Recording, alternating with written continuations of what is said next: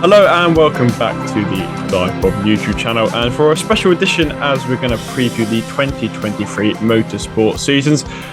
And it's a 4-in-1 treat for you guys today. We're going to kick off with Formula 1 with a bit of Formula 2, Formula 3, followed by an IndyCar preview for 2023 as Motorsport kicks off from the 3rd to 5th of March, starting off with the Bahrain Grand Prix and the Firestone Grand Prix of St. Petersburg for IndyCar. So first of all, we're going to start off with F1, and it's me, Dan, back on the channel, but here I am with my face on camera, and I'm joined by regular podcast host Emily. Hi. So just us two today, we're going to preview the F1 season. Obviously, a lot to talk about in the upcoming season for 2023. So we're just going to run through the grid and discuss what we think will happen throughout the course of the 2023 Formula 1 season, as well as make our predictions, which we may embarrass ourselves, but we'll see towards the end of the season. Let's hope they don't end up too bad. So the best place to start is the people who were best last year. Red Bull, obviously very dominant last year, particularly at the hands of Max Verstappen. They the favourites for this title this year, do you think? Oh, definitely. I think, the car is clearly, from testing, we've seen that the car is faster than Mercedes, possibly faster than Ferrari. And, Max Verstappen is in his element at the moment. He's won 2 world championships. So going into the 3rd one, I think he'll dominate again this year, and it will be much like what it was for Lewis all those 7 years. I reckon Max Verstappen will now have his chance to push forward and take the championship again.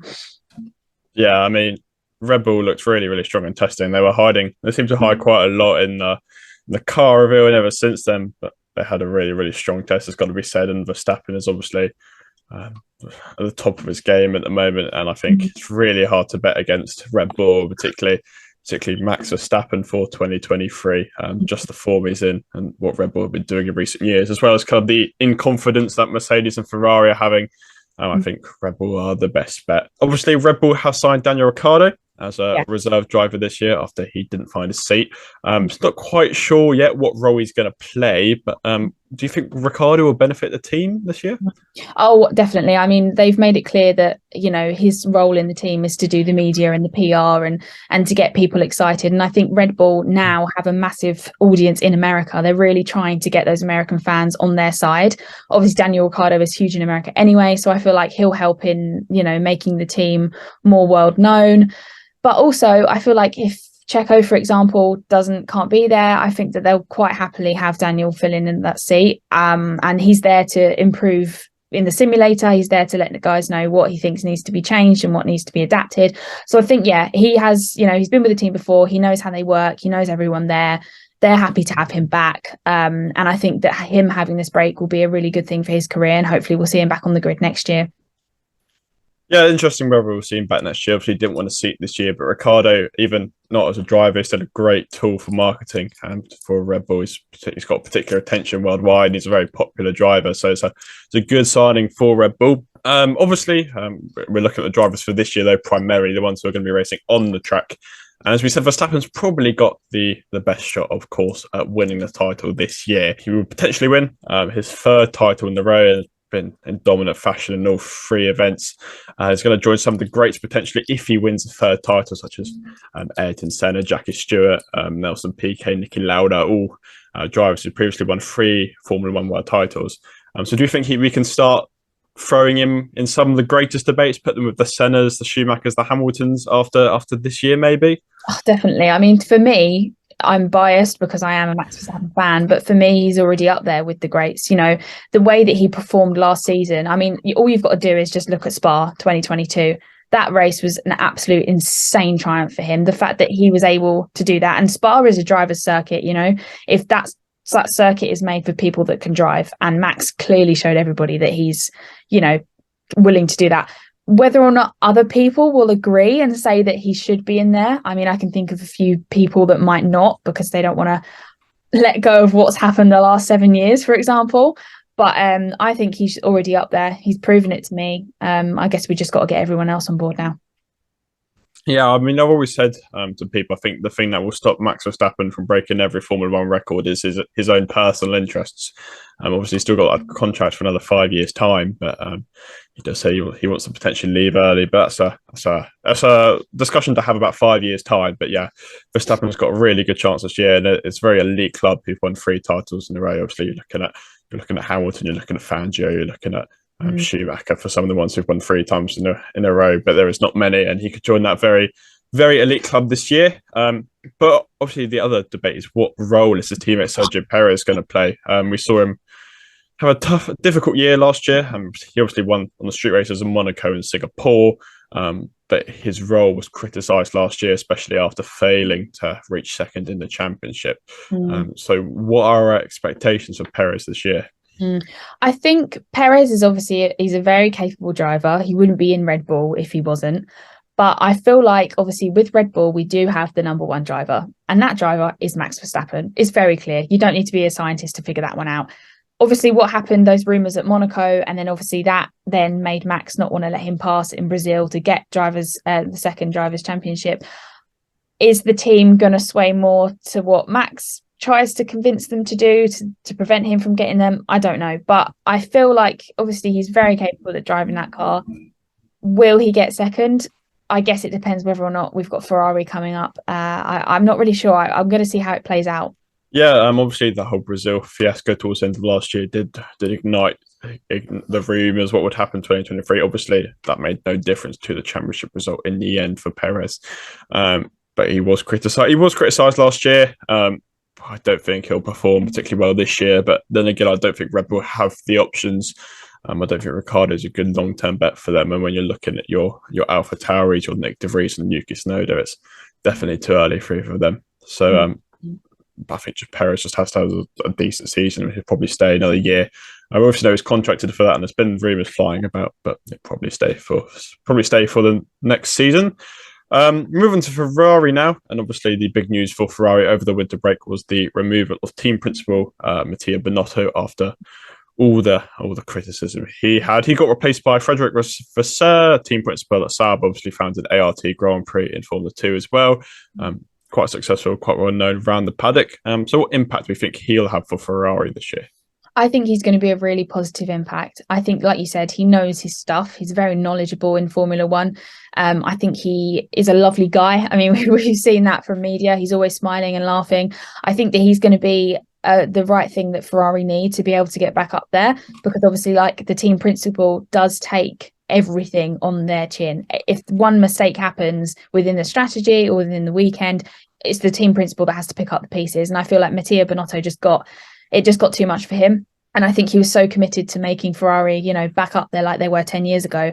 But I think having a fresh team principal in Frederic Vasseur will be a good thing for Ferrari, and hopefully they can get, their momentum back and perform better this year.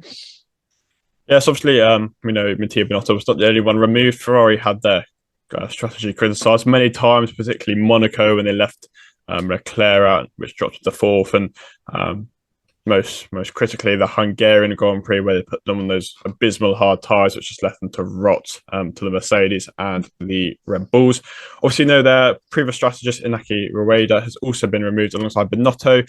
He's been replaced by Revan Jain. He's only 26 years old, so fairly inexperienced in F1 terms. Strategy was probably the big talking point for Ferrari last year, particularly looking at the mid phase of the season. Do you think this will help Ferrari this year? I mean, I'm not sure, because I feel like he is very young. Is he going to have the knowledge? Obviously there is a strategy team, but he makes the final call. So I feel like, does he know enough to really be able to make that much of a difference? And I think when you've got a team like Red Bull and their lead strategist Hannah Smith, when you've got her making these decisions that obviously have made Max win numerous Grand Prix, and then you have Ferrari on the other spectrum when they're doing things like what they did in Monaco and Hungary, it's embarrassing. It is very embarrassing for them. So I hope to God that they get their strategy fixed out, because I don't want to be watching them cringing every week because they've done something wrong again. I don't really think that he has the experience, but I guess we'll have to see what they do.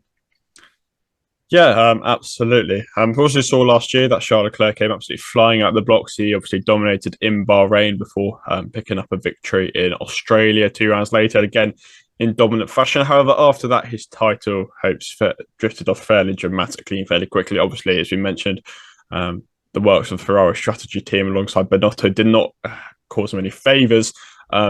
He's obviously got a bit of experience now fighting toward the front for a season-long period. But do you think this year he's going to be ready to compete with Verstappen and the Red Bulls potentially? I feel like last year it was pressure. I think he had too much hope in himself that he was able to do that.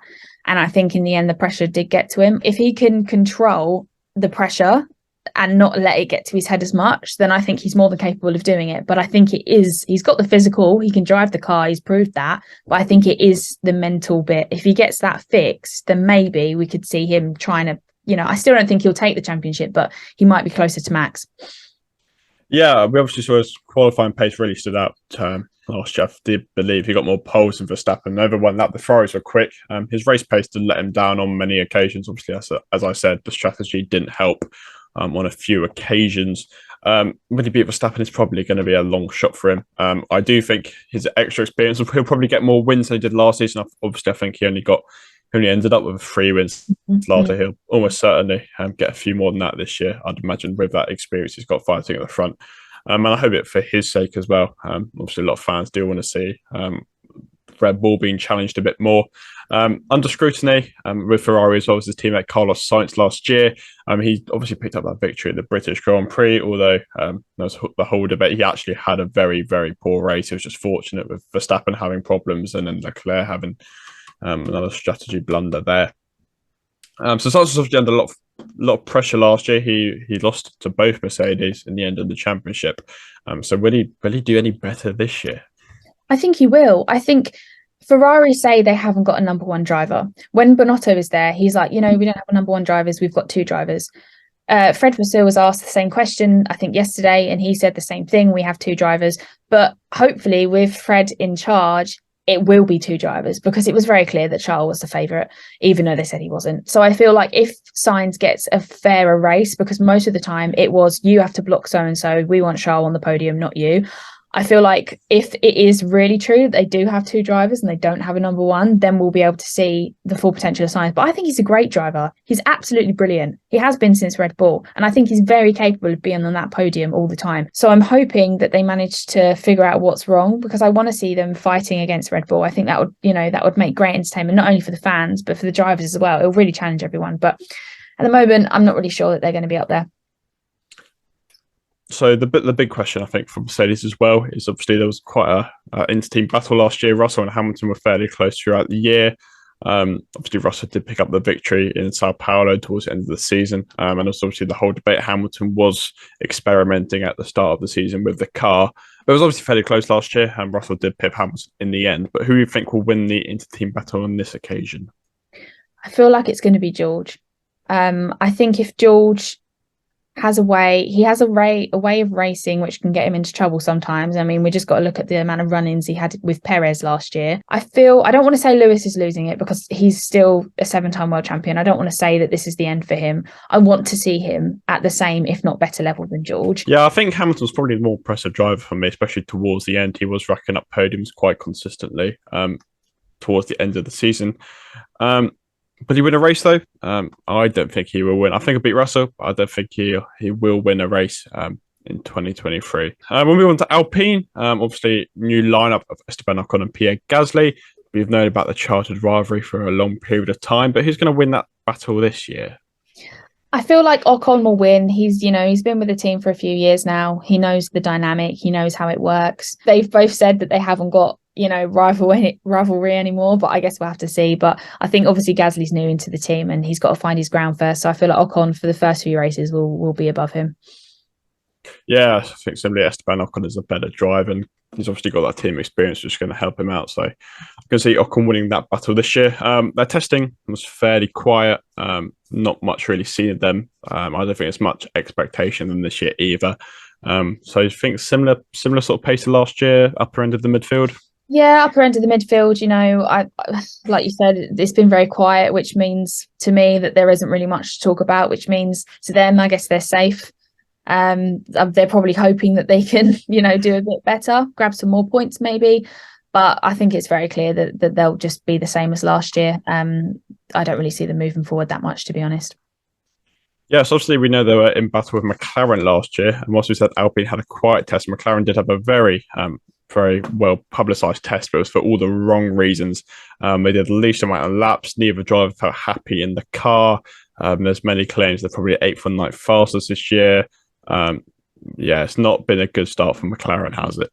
No, it hasn't. I mean, you could see this last year. The car wasn't amazing. It wasn't great. They're not like what they were back in the day. They're just not the same anymore. I feel like they don't want to admit to themselves that they're making the wrong choices, which is going to be difficult for Lando because obviously he's committed to McLaren. I think he should look elsewhere. So I guess maybe at the end of the season we'll see what happens. Obviously, they got Oscar Piastri coming in as well as a rookie, taking a bit of a punt with him moving in. Expectations of him are mixed. So how do you think he'll perform this year? I mean, everyone is saying that, he's going to be a world champion one day.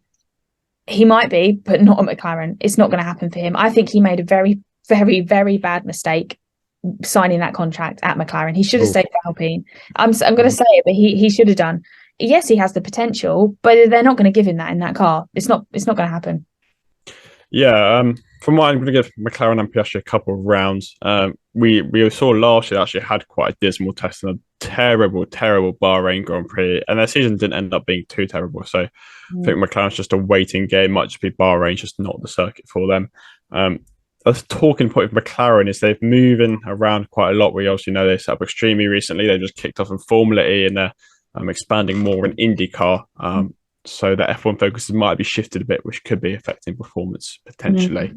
But do you think any chance of podium is realistic this year? Obviously, they picked up the one in Imola last year, but I can't see it happening this year for me. I mean, Lando deserves to be on that podium. Monaco, Russia, where he didn't get it, but he should have done. Obviously, Imola.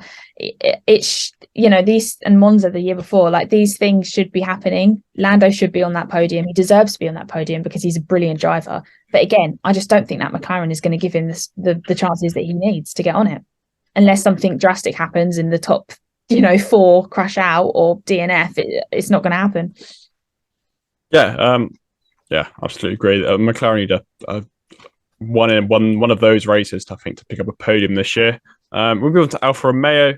Again, fairly quiet test. We know they're moving towards the Audi team in 2026. But I think the question for me is how Guanyu Zhou performed. He was quite quiet last year, but kind of that rookie benefit of the doubt, and was under a bit more pressure this year. So how do you think he's going to perform this season? Yeah, I mean, I thought he did really well last year, coming in as a rookie from F2. Obviously, he wasn't performing as well as Valtteri, but he's a rookie. That's expected. After that massive crash that he had at Silverstone, he got back up, got back in the car, and he did deliver. I think he was underwhelming, particularly towards the second of the season. Okay. But we'll see. Under a bit on pressure, we'll see how he does. We're now going to move on to what is the biggest talking point going into the 2023 season, and that is Aston Martin. There's absolutely no hiding. Their test was very, very promising. Their long run pace was absolutely unbelievable. There's rumours that was on the pace of Red Bull. But yeah, as I said, their test was very, very strong. There are even suggestions they might leapfrog Mercedes, although that is maybe too premature. Their test was very strong, and there's even more rumours they're going to bring upgrades to Bahrain. If you're an Aston Martin fan, life is good for you right now. But what are your expectations of Aston Martin after what has been a really good test? I think, I do. When Fernando signed that contract last year, I was so confused. I don't understand why he'd done that, because they just weren't performing. But, Lawrence Stroll, he's got money. He's not a billionaire for no reason. He can keep throwing money at that team, and his son is there. So, of course, he's going to throw money at that team. I think they're in a very good position at the moment to be at the top of the midfield, which would, like you said, if you're an Aston Martin fan, that's like the best thing to ever happen. But yeah, I think they're gonna do really well. I think they're going to shock everybody. we'll probably see Aston Martin within the top 4 teams going into Bahrain. I'm not going to get my hopes up too much yet, but it's looking very, very promising. I think Alonso will probably see him on the podium multiple times this year, if their test form is to be believed. On the other side, Lance Stroll's obviously going to still be there. He's a bit of a doubt for Bahrain. Obviously, no, we'll find out in the coming days. At the moment, looking like Felipe Drugovich might step in for that race. But how will Stroll perform? Because obviously, I think Alonso's a bit more of a formidable teammate than Vettel was. But with that Aston Martin looking a bit more promising, what can we expect out of Lance Stroll? I think Lance Stroll is an okay driver. I think he can do it. Do I think he's, amazing? No, he's not amazing. But I want to see how him and Alonso clash, because Alonso can be a hothead. And, him and Vettel did kind of clash a little bit last year. Lance Stroll gets very heated when, things don't go right for him. We saw them battling quite a bit last year together, which obviously is not really what the team want in case one of them ends up in the wall. So I think it'll be interesting to see how him and Alonso race either together or against each other. Yeah, I mean, I don't think, from my level, I don't expect Stroll to be anywhere near the level of Fernando Alonso. No. He was quite far off the pace, and Fernando Alonso is a much more better driver than Sebastian Vettel was last year. But Aston Martin, as I said, the absolute big talking point going into the season. They're going to jump right up the order, almost guaranteed. We'll see them ahead of McLaren, Alfa Romeo, and probably Alpine as well. Moving on to Haas now. Obviously, again, a slightly different driving lineup with Nico Hulkenberg joining Kevin Magnussen. We obviously know they had a bit of a run-in a couple of years ago, but I probably think that things have moved on since then. Both of them have said they had. But the question is for me, how will Nico Hulkenberg perform? A lot of people said it was an unambitious move by Haas, which is correct in all respects. It's not a very ambitious move to sign Hulkenberg, but he's reliable. We know that he's a very solid midfield driver, as is Magnussen. But how will the two fare up against each other this year? Like, I completely agree with what you said. He's a midfield driver. He always has been. I don't think he's going to really do much better than that. As for his rivalry with Kevin, like you said, they've both matured a lot since then. Kevin's a dad now. He said himself that he doesn't race the same as what he used to. So I think it will be fine. I don't really think there's much to worry about there.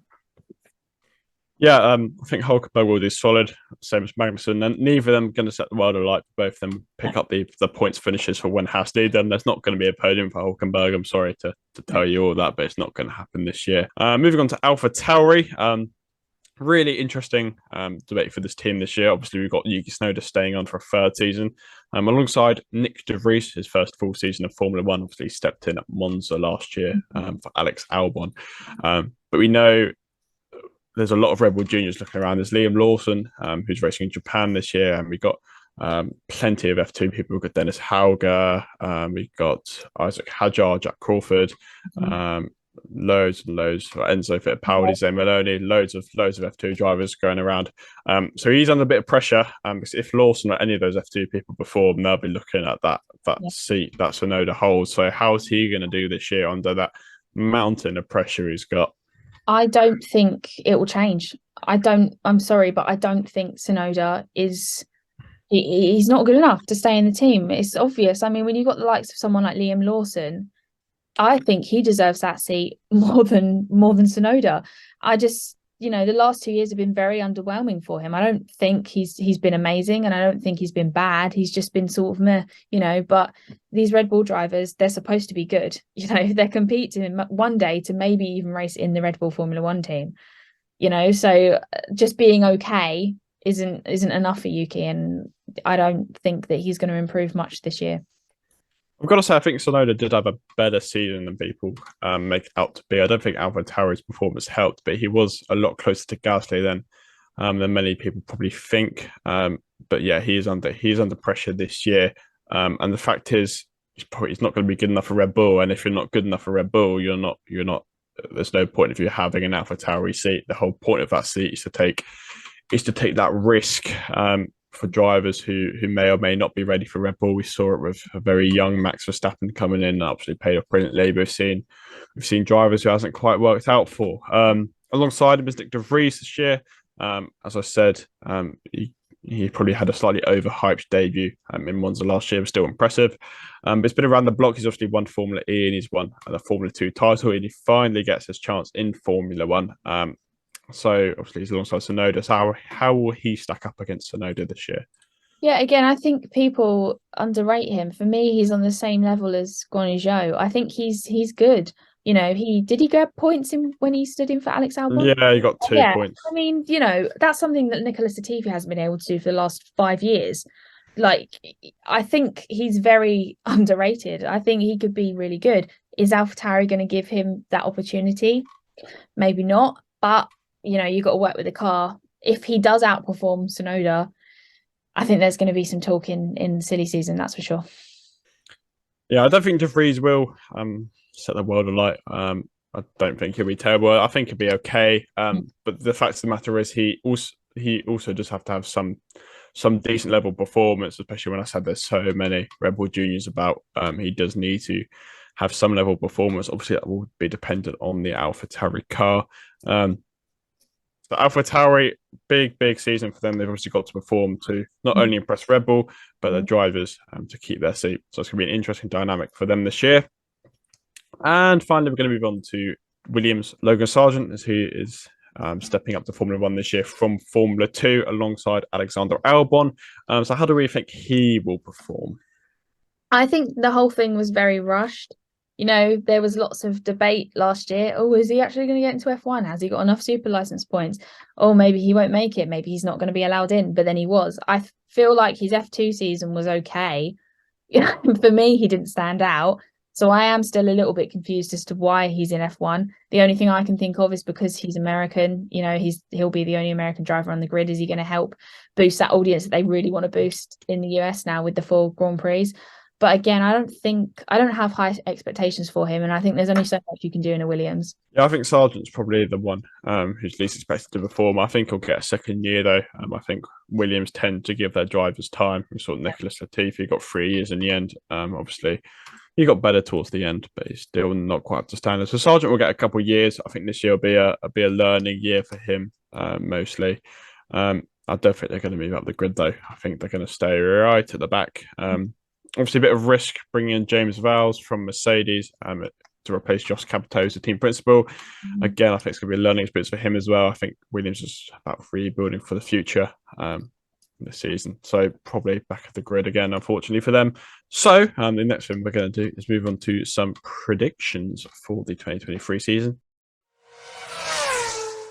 So what we're going to do is we're going to discuss who we think are going to be our top 5 drivers and top 3 teams in the championship, and then going to move on to what we think is going to be a really, really bold prediction for this season. So, going to kick off with my P5 in the standings. I'm going to go for George Russell. I think Mercedes will make a slight step up for what they did last year, but I'll see Russell in 5th. I'll see him topping Sainz this year, personally.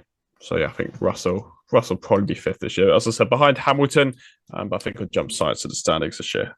Yeah, I think the same. I think Russell will be in 5th. I think he has the potential. That's definitely, obvious. But I don't think he's going to really be getting as many wins as what he probably would like to. 4th place, I have Sergio Perez. I think he'll make a further struggle from last year. Don't think he's going to live up to expectation. I think Red Bull will be less towards the front than what they were last year. I think they'll be dominant, but I think Perez will struggle yet again. So I've got him down in P4. Yeah, I agree with you. I feel like the only thing Perez is really good for is defending. I feel like he's showcased that quite a couple of times now.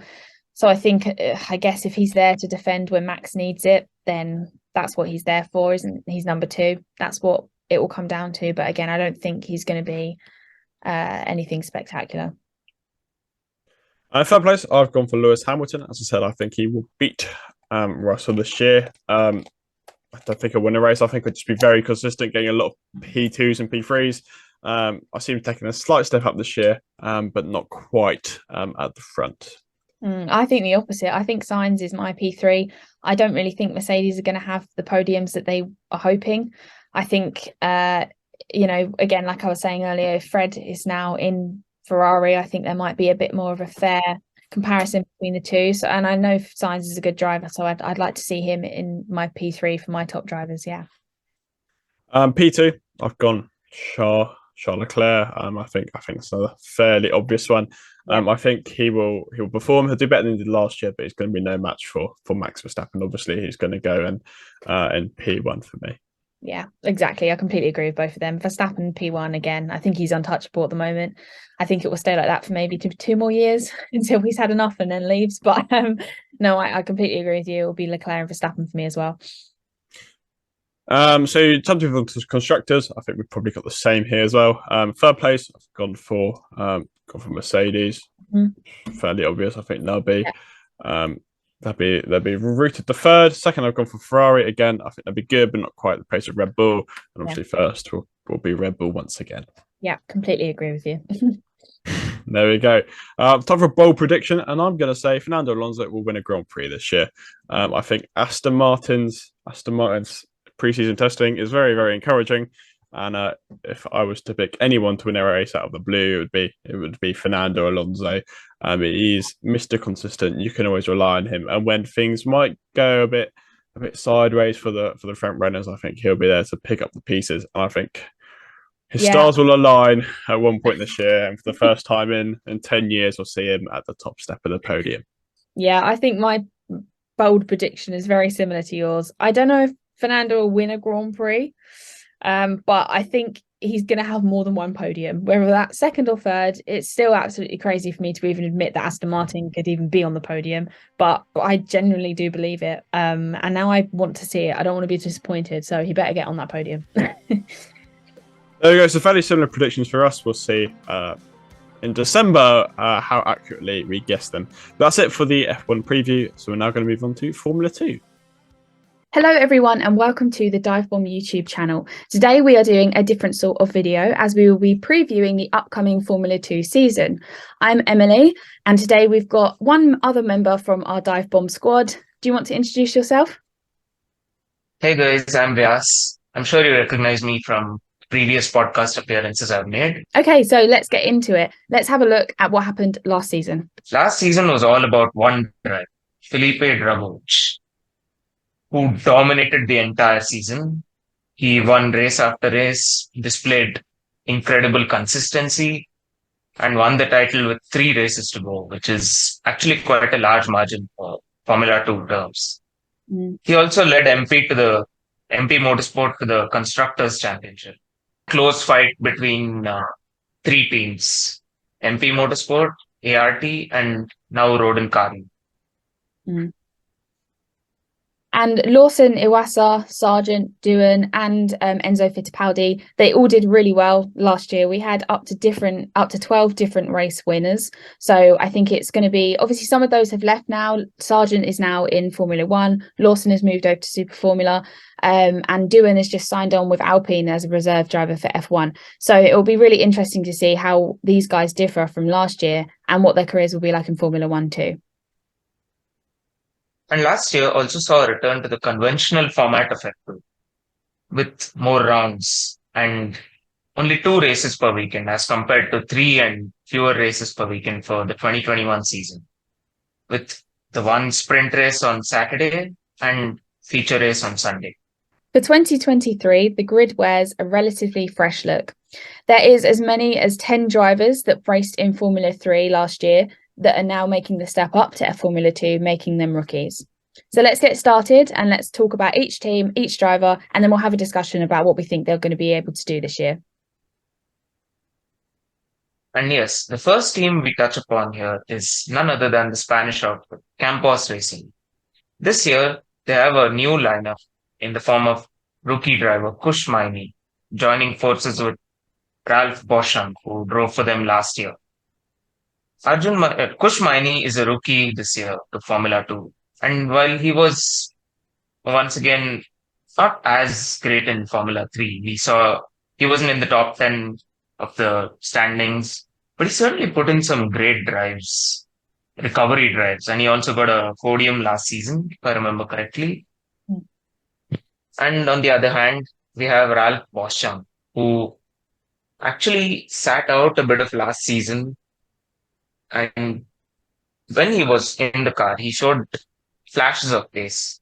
He got a podium in he didn't get a podium. He got two fourth places to commence the season, and he got a couple of podiums later. One before he was withdrawn from, before he sat out the next few races, and one of them once he returned. And this poses, and what do you think of this lineup, Emily? Doesn't this pose something of an exciting dynamic for campers? Yeah, I think it definitely does. I mean, like you said, Cushman didn't have the best season last year in Formula 3, but even just through testing, he did release some statements saying that he feels like his driving style is better suited to these cars. So hopefully, and he says that he also can be consistent. So hopefully, with this in mind, that he's going to push himself to know what he's capable of doing in these Formula 2 cars. And like you were saying, Ralph has been around for a while. He knows the team, he knows the dynamic, he knows how to race in Formula 2. So I feel like just as what we see in Formula 1 with younger and older driver pairings like Ocon and Alonso, for example, they can coach each other and help each other understand the car and understand how to win points. So I think it's going to be a good team dynamic. I'm looking forward to seeing what they can do. Indeed, you say something about drivers when they do well in testing, and then they say the car has a great driving style, the one that suits me. And there have been instances of drivers not doing as well in F3, but going on and doing wonders in F2. Just take the example of Ayumu Iwasa last year. And I will certainly be looking forward to the Campos drivers and see what they can bring to the fore in 2023. Okay, so let's move on to Van Amersfoort Racing. So obviously we have Richard Verschoor and Juan Manuel Carrera. So Carrera had his big crash in 2019. So obviously he's been working himself back up. It's been a very long healing process for him. He nearly did paralyze his legs. So it was a very, very, very major accident that we hadn't really seen for a while. So obviously he's been trying to build up his muscle and trying to get back into the car. And it's also incredibly brave, for him to be able to think, yeah, I can do this again, and to step back in the car. How do you think he's going to perform this year, given the mental effect that might have had on him and the physical effect? Yeah, so this incident definitely paralyzed Korea, and he immediately opted out of the series and worked on like building himself back to the fitness that racing requires. And then he has been slogging it out in the Formula 3 series, and he actually did quite well last year. And I feel like he did deserve the seat at Van Amersfoort. On thinking about whether he will perform or not, it remains to be an exciting prospect, because he is definitely now in a better position than he was in 2019. And I will be looking forward to him. I reckon he will do well. Okay, cool. So let's move on to Trident. So we have two drivers in Trident. We've got Clement Novalak and Roman Stanek. Obviously, Clement Novalak was in MP with Felipe Drugovich last year, but he has now moved over to Trident. Obviously, Stanek is another rookie coming up from F3. Do you think that Novalak will improve? Because he didn't have the best season last year. And obviously, he had probably a lot of pressure considering Felipe won the championship and he was his team driver.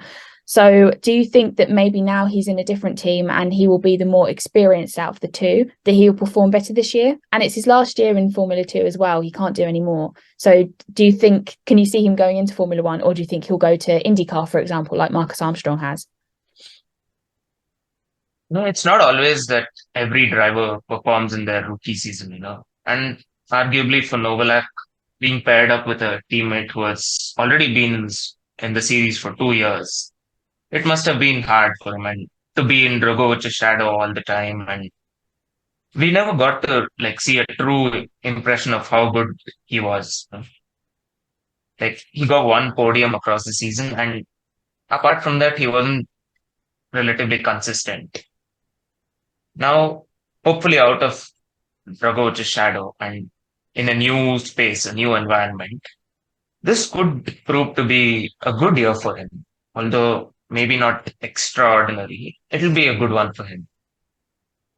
I will be looking forward to this driver pairing. Same.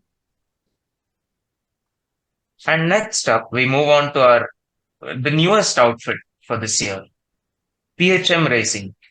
This team, formerly Charu Racing System, actually did pretty well last season with Enzo Fittipaldi at the wheel, and he had a sterling season for the team last year. Despite no wins, he scored 126 points, if I remember correctly, and he was level on points with other drivers who had done well or outscored drivers who had won races before. He was probably the star of previous season. They've got an all-new lineup for this season. F2 veteran Roy Nisani comes to this team alongside a relatively outspoken driver, Brad Benavides. So I'd like now we haven't seen much of Benavides across junior series, So I might want to pose a question to you. Is he one of the underrated drivers on the grid? I don't know. I feel like because we haven't seen much of his junior career, I mean, he came 23rd in Formula 3 last year. And before that, he was racing in European championships that were hosted by Alpine, and he was in the Euro Formula Open. But I think I haven't personally seen enough of him to know whether or not he's underrated. I feel like we will quickly learn in the first two races whether or not he is up to the test in Formula 2.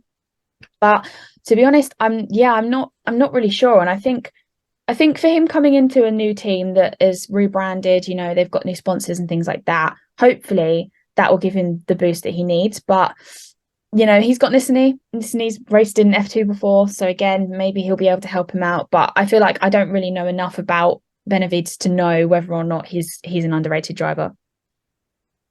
Fair enough. We might see a big learning curve for him across the season. And who knows? He may actually perform better than we expected. Okay, so let's move on to Invicta Virtuosi Racing. So in this team, we have Jack Doohan and Amaury Cordeel. So obviously, Jack Doohan is a big name that's being thrown around the F1 paddock at the moment. He is an Alpine Academy driver and has just been given the F1 reserve seat for Alpine. He came 7th in the driver championship last year, although I feel like that probably wasn't fair. He did have some issues with Virtuosi that weren't necessarily his fault last year. And the sprint race in Abu Dhabi, he was on that podium. He was going to get a podium, but then his wheel fell off. So obviously that, stopped him from getting the place that he wanted. So obviously he's now signed for Alpine, a reserve driver. It means that eyes are going to really be on him this season, because Otmar Schaffner did say that there might be a possible F1 seat for him if he wins this championship. So with that in mind, do you think the pressure will get to Doohan, or do you think he'll be able to carry on and do better than what he did last year? I would say usually when drivers are in a driver academy, they are driven to perform better. If you look at drivers like Charles Leclerc or George Russell, they've just risen through junior career, like junior Formula A, like rapidly. And they were in driver academies at that point. Like Leclerc was, of course, in Ferrari driver academy. George was in the Merc driver academy. And I feel Jack Doohan will actually do well this season, considering he has gained experience from last year, of course. Despite being unlucky, he showed really strong pace. He won the feature race at Spa. He was actually on pole at Monza, but then, of course, he couldn't finish the race because of that collision with Logan Sargent and Jehan Daruvala on the first lap. And those were just moments when we didn't know what we can just conjecture and say what could have been. I feel like he will do much better this season. And should he have better luck, and now that he's experienced. All right, and now moving on to our next team, Rams. An exciting young driver lineup here in form of the younger Leclerc, Arthur, making the step up to F2 alongside one of the stars of last season, you could say, Ayumu Iwasa. So one trait of Arthur Leclerc that we saw last year, and despite his 10th place finish in Formula 3, he showed real resilience on many occasions last year as he came through the grid from like way down. And then he finished in the top 10 or maybe in the top 15. Mm. It started to become a feature of his driving. Every time he was set back, he just came through. And of course, Hivasa has proved that he was a great driver last season. And despite a poor year in F3, as I had mentioned, he came through and finished fifth among that massive group of drivers looking to finish third in the standings. So, what do you think you can expect from this driver lineup next season? I think that Arthur Leclerc has a lot to live up to because obviously he is in the shadow of his older brother. I feel like that's always something that's, going to happen when you share a surname with someone. It's the same as Mick Schumacher. Obviously, he had that always had that pressure of his dad hovering above him. So I feel like for Arthur Leclerc, he has to, perform up to the same level that his brother was. So I'm hoping that the pressure doesn't get to him in that sense, because obviously we did see Charles struggle a lot last season in F1 because of the amount of pressure he was under. So maybe he's got a different mindset compared to his brother. Again, his brother is in F1, so I'm pretty sure that Charles will be able to coach him and help him, and they'll have long decisions about his races and how he can improve. And again, with Iwasa, Red Bull driver, obviously, they've invested a lot of time into him. He did really, really, really well last year.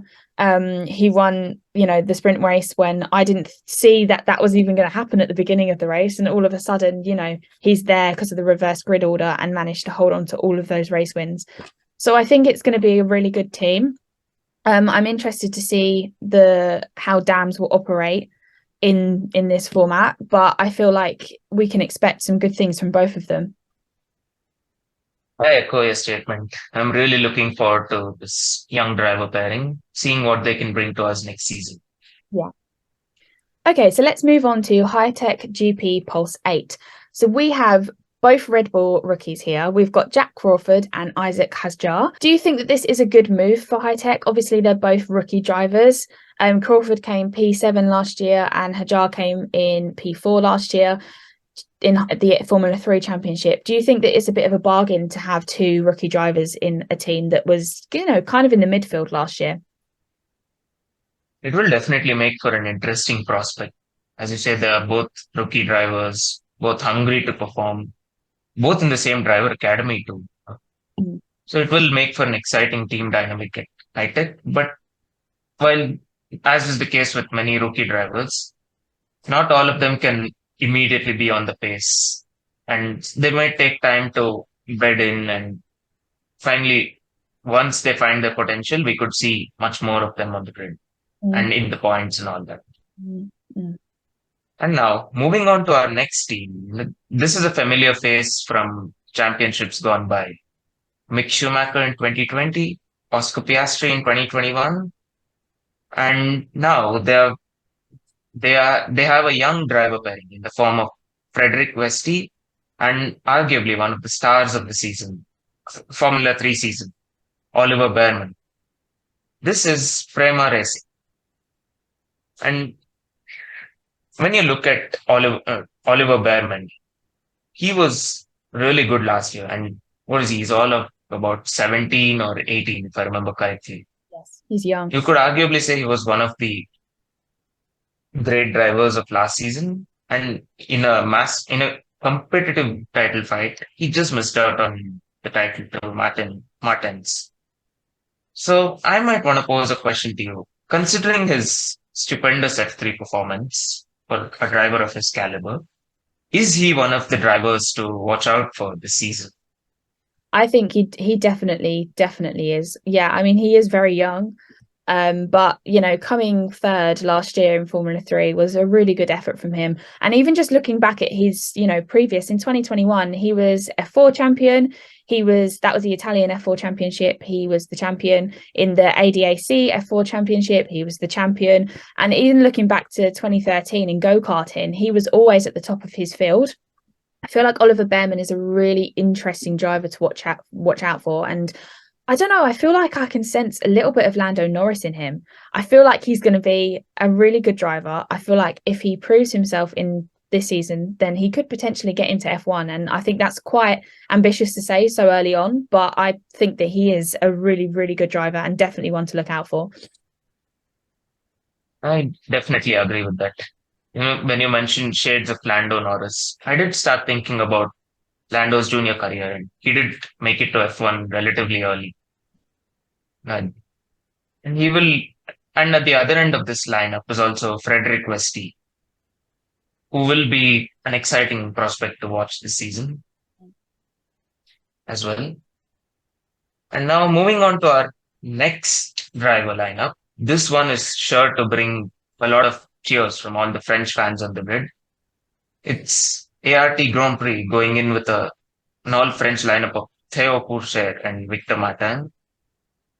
And this will definitely make for an interesting battle for next season, considering Martins is the F3 champion, reigning F3 champion, and he steps up to F2 alongside a driver who you could arguably say was having his fair share of rotten luck last season. He will be looking to redeem himself this year and hopefully have better luck on his way to a title. Now, having shown flashes of pace last season, and Victor Martin stepping up as the reigning champion, of course, I would like to pose a question. Is this one of the most exciting lineups at ART, an all French lineup? I think it's going to be exciting. I think I can see a bit of rivalry on the cards. I think Theo obviously really wants that championship. He missed out last year because of, maybe not being as consistent as he'd like to be, and there was issues with the car. But I think he's going to be pushing even more to get that championship win. And like you said, Victor Martins was very good last year. And because they're both French, they must know each other from karting days. They must have crossed paths at some point. I don't really think there's that much age difference between them. I think that they could probably get a little bit too competitive for ART's likes. I feel like I want to see some battles on track between them. And I think if there's one team that might accidentally, get into a bit of a squabble, it will be them. Yeah, hopefully they don't get into a squabble, as this is reminding me of the Alpine lineup, which is also all French. Yeah. One can pray that they don't cross paths on racetrack and they stay clear of each other to play for the team. Yeah. And I would also like to pose another question this year. Last year, Theo Pourchaire showed really bundles of pace and was massively unlucky. So for this season, is Theo a title contender? I think he's definitely up there. I mean, obviously, because he came P2 in the championship last year, losing out to Djokovic. I feel like he's definitely able to do it. He knows the car. He knows how to do it. He knows how to get there. I feel like I think he's got the confidence that he can do it again. But then you've got to think about, there's pushing yourself and then there's over pushing yourself. And I feel like some drivers try and push over their limit. So I feel like because this is Theo's championship to win, I feel like, could he maybe be a little bit too ambitious and end up making more mistakes, or is he going to be able to hold on to it? I guess we'll have to find out. Yeah, absolutely. Even last season, he can look to take a leaf out of Felipe Dragoc's campaign last season. Take an early stranglehold on the lead and then be comfortable across the season, wherein you don't have to pressurize yourself to score big results in order to stay in contention. Definitely. Okay, so let's move on to Carlin, who have a new sponsor, Rodin. So it's now Rodin Carlin. Obviously, last year we had Liam Lawson was the top favourite in Carlin, but he's not in Formula 2 anymore. He's moved on to Super Formula. So we now have Zane Maloney and Enzo Fittipaldi. Maloney, is he another young star to watch out for? He did come P2 in F3 last year. So he nearly again won that championship. Do you think he'll be able to really make gains this year in Formula 2? Oh, most definitely. He is also, point to note, he is also in the Red Bull Driver Academy. And that could possibly have come about because of a really strong F3 campaign last year. 3 feature race wins in a row. And the race before his first feature race win, he also took a second place. And he was really on form towards the late stages of the season. And you could argue he was very unlucky to miss out on the championship. because of that early finish at Monza. And I will definitely be looking forward to seeing him perform in Formula 2. He has shown he is a really strong prospect. I think he won British F4 during his early days, and he has been a he has definitely been a great driver during junior Formula 8. Mhm. And I'm definitely looking forward to seeing him perform alongside another young star, Enzo Fittipaldi, once again who's from the Red Bull Driver Academy. One of the most interesting pairings, you could say. Mhm. And now, saving arguably the best for the last, we now move to the champions of last year, MP Motorsport. They were the stars of last season. Felipe Dragovic clinching the title with 3 races to go, and the team clinching the title at the final race in Abu Dhabi. Close battle with fellow contenders, Carlin and ART. And this season, they were a relatively familiar lineup, if you recollect from last season. Mhm. Both drivers from Prema jumping ship to MP, Dennis Hauger and Jehan Darobi. Now, arguably, you might want to say Prema were a far shadow of what they were in previous seasons, and they couldn't make it three in a row, three Mhm. titles in a row for both driver as well as constructor. And both Hauger and Daruvula are two exciting drivers. So will they be a serious title contender this year as well? I think maybe not. I think, don't get me wrong, I think Hauger and Daruvla are obviously very good. They wouldn't be in that team if MP Motorsport didn't think that they were capable of it. But I think they'll definitely be at the top.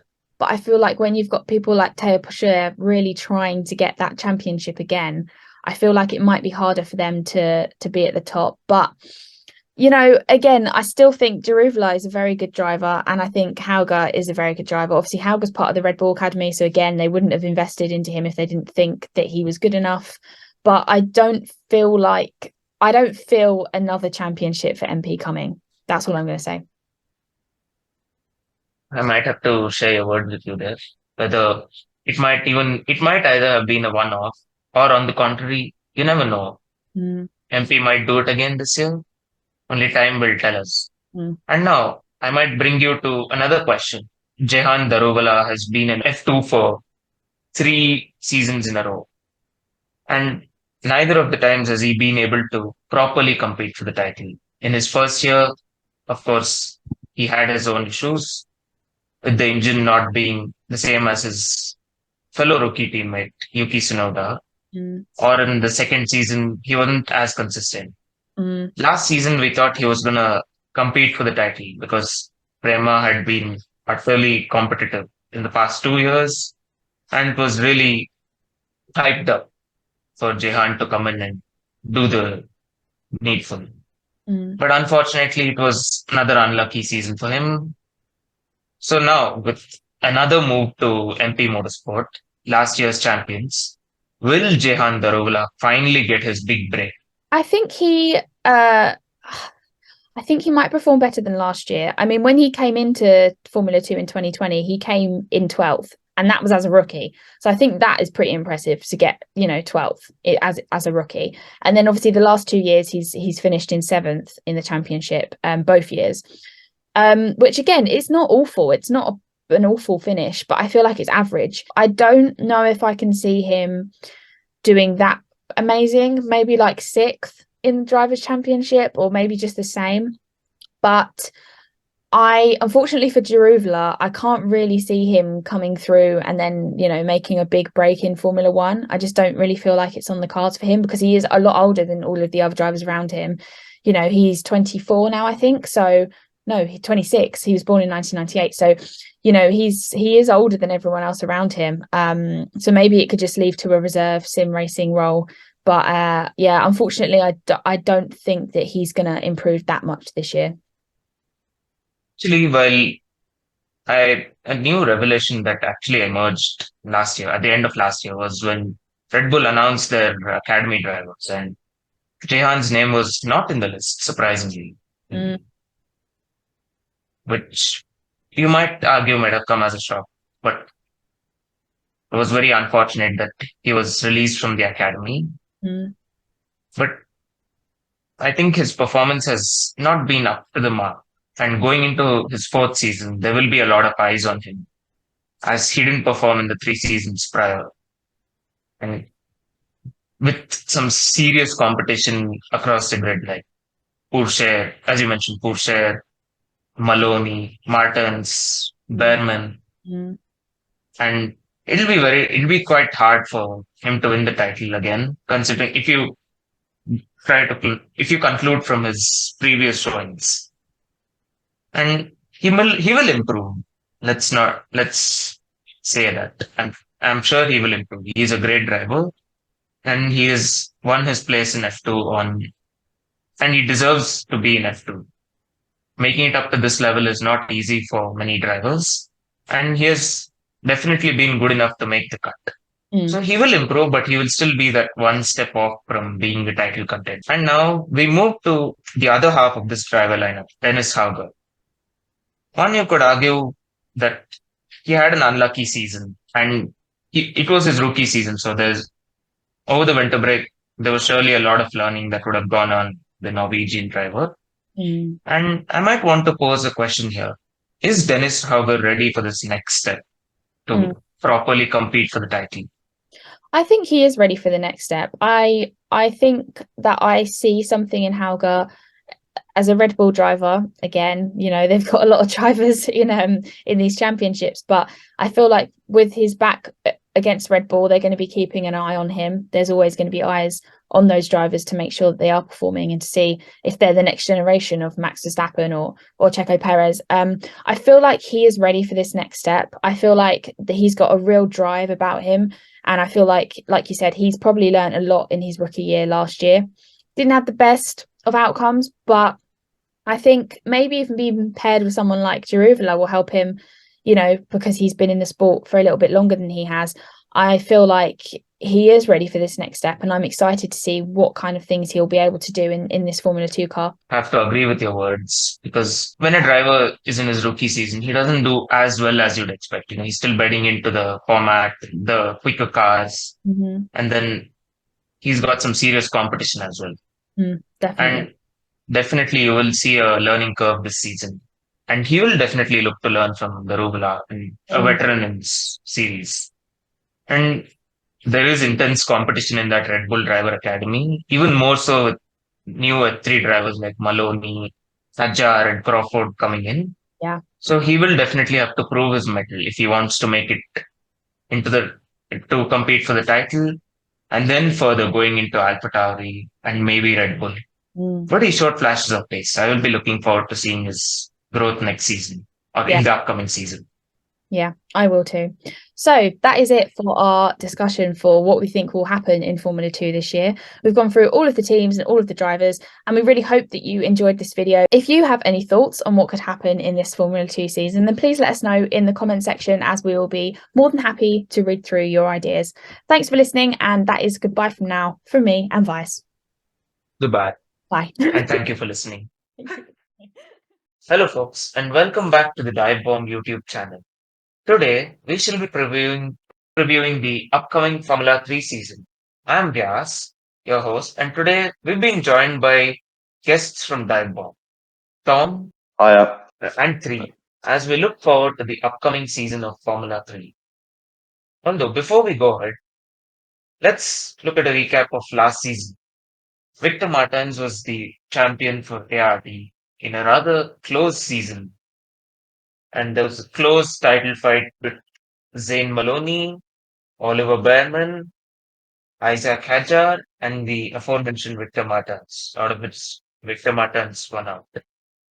The gap was only 5 points between the top two and 7 to Behrman in third. And it was extraordinarily close, and it was won by Martins after quite a chaotic Grand Prix at Monza. One that was red flagged, and a late race penalty pushed Martins down to fourth, and that was enough for him to win the title. And during the season, we witnessed many comeback drives from Arthur Leclerc. The younger Leclerc recovered from setbacks very strongly And whenever he was set back, he just found a way to come back and finish high up, either in the top 15 or even in the top 10. And some young drivers such as Franco Colapinto and Zach O'Sullivan did show promise during their first season in the series. And now, with that, a short review of last season. Let us look forward to the 2023 grid. The first team on our roster is none other than a household name in Formula 3 circles, you could argue, Prema. And just like in other years, this year they have a really strong driver lineup. Beganovic and Aaron are actually rookies for this season, and They come into the season on the back of some excellent performances in the Formula Regional European Championship. Beganovic, of course, winning it, and Paul Aaron the most pole positions across the season, 7, if I remember correctly. And he also had some great pace during the season with a double victory across the weekend at Zandvoort. And with that, I come to uh, Zach O'Sullivan, and 3 will take over. Okay, so Zach O'Sullivan has, he's been racing for quite a while. He was at Prima obviously last year, and he pulled out some stellar performances, most notably Hungary. When he went from 17th to 4th. Zach has been shown to follow in other British drivers like Alex Albon and George Russell. Also, he's in the Williams Driver Academy. He's following those footsteps. He in 2021 he won the Aston Martin Ambassador Award, and as a result of that, he managed to get to drive in a Formula One car. So certainly one to look out for the season. Of course, you mentioned his amazing drive at Hungary in the last few laps when he went from P17 to P4 at the end. It was amid a raft of overtaking maneuvers. My question to you would be: will Prema continue their supremacy in the series, or will they be upstaged this time? If you look at the success that Prima have had over the past few years, you're obviously going to say continue with it. Me personally, I feel like they will continue with it. With the amount of experience that the engineers and the team have got, along with drivers that are experienced, certainly looking good for the season. So the next team on our list is going to be Trident Motorsports. Now, Trident come into the year off the back of a very successful 2022. They again have a 3-car lineup, including Leonardo Foloroli, Gabriele Bortoletto, and Oliver Goethe. All 3 of them are Formula 3 rookies, which could be a bit of an interesting move, having all 3 of your drivers not competed in the car for any decent length of time. We'll start off with Oliver Goethe, as he is one of the drivers with minimal Formula 3 experience. He did 2 rounds with Campos last season, and he did very well, actually. He did pick up a P4 at the feature race in Spa, which is quite an impressive performance considering that it was only his second ever qualifying in which he qualified on the front row. So he's seriously one to look out for as the reigning Euroformula Open champion as well. The competitiveness of that series is debatable, but I do think that he is definitely a driver to watch over the course of the year. Foloroli is the FRECA rookie champion. Now, Formula Regional European Championship has always been synonymous with it being difficult for rookies. They've, some rookies that people look at and think they're going to do really well this year. Sebastian Montoya was definitely one.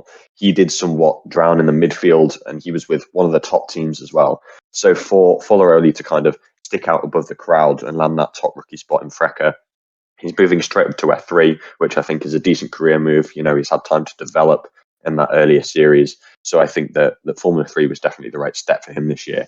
And I think that if he can just get to grips with the car and then possibly mount a title challenge in 2024, that's going to be a great move for him. Bortoletto is always an interesting one. He also had a decent campaign in FRECA, so I think he'll be further up the grid than either of the other 2 drivers. It was his second year in the series, so he's had a decent amount of experience in these quicker Formula Regional to Formula 3 style cars. So I think that he's going to come on top out of that Trident trio. So we'll move on to ART. ART is a French team that have been dominant for the past couple of years whilst winning the Drivers' Championship. And they've got a brand new driver lineup for this season. In terms of losing Juan Mel Correa, who's moved to F2, and bringing in an American, Kalen Frederick, who will obviously be impressing the American fans. ART look to have been quite strong with their experience, and I think that they'll be quite good this season. All right. And the next team we move on to is none other than MP Motorsport. And this year, they've got an exciting lineup, spearheaded by the young Franco Colapinto, now moving into his second season of Formula 3, and a driver in the Williams Driver Academy as well. He will be joined by Spanish driver Mari Boya, and British driver Johnny Edgar. Johnny Edgar was also in Formula 3 last season, and he actually did finish the season with a string of consistent points finishes, although having missed a couple of rounds in the middle. His tally amounted to 46 points, and he was 12th in the stand. Coming into his second season of Formula 3, and with a Williams Driver Academy seat, with a seat at the Williams Driver Academy, where do you think Franco Colapinto will finish the season? What do you think are the prospects for him? I think he can do quite well. I'd say with the help he'll get from being in the Williams Driver Academy, it will help him progress through the races, and maybe he can get some advice off of Zach if they're feeling kind enough. But I definitely think a highlight is to focus on the Williams side and see how they'll help him to progress. I'd say top 10. Well, that's obviously quite high in a 30 driver grid, but if you can string a few performances and consecutively finish in points, then do well. So next up on the Constructors' Championship list, we have Hi-Tech Pulse 8, formerly known as just Hi-Tech. They brought in a brand new title sponsor for this year. They currently only have a 2 out of the 3 car lineup, as their third driver is yet to be revealed. However, it is heavily rumoured and touted that reigning GB3 champion Luke Browning will take that seat, even though there were earlier concerns that his budget might not be there for the rest of the season. The other 2 confirmed drivers, we have Gabriele Mini, the current vice FRECA champion of 2022. He picked up 3 wins, 3 pole positions, and 5 fastest laps on his way to second overall with ART in the championship. He's definitely going to be one to look out for. I think that, he's got a lot of experience in that car, and I think that even though he hasn't done any Formula 3 yet, the experience he's got in lots of tracks over in Europe, I think that's really going to help him to nail down some quick laps over there. And obviously quick qualifying performances do often equate to good race performances as well. And the other driver we have here is Sebastian Montoya, the son of Juan Pablo Montoya, a very famous Formula 1 driver and Indy 500 winner. He comes into the season with a bit of a weird mindset, I suppose. He did Formula Regional last year with Prema Power Team. He came 13th overall. Despite having taken multiple pole positions over the course of the year, he still couldn't manage to hook that up into good race positions. So I think it was 7 or 8 races of the year he didn't take home any points from, despite a very strong start to the season. He did still finish as the 3rd overall rookie, which is a fairly strong performance, and he has had a very quick time in Formula 3 last year, where he finished in the points at Zandvoort. So it was quite an impressive rookie debut in Formula 3. But personally, I don't see him finishing very high up the standings. I think that Gabriele Mini and possibly Luke Browning might have the upper hand on him this season. And I think Hi-Tech overall are going to have a bit more of a difficult time than last year.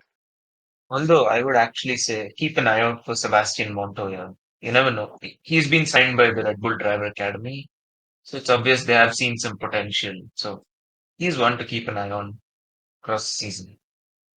So, moving on to the Dutch team of Van Amersfoort. Now, building off of their experience of last year, and they have also kept the same driver of Rafael Villagomez. Certainly a team that has been around in the racing world. I mean, they've competed in multiple formulas, also joining obviously foremost notably. So obviously they've got an abundance of experience.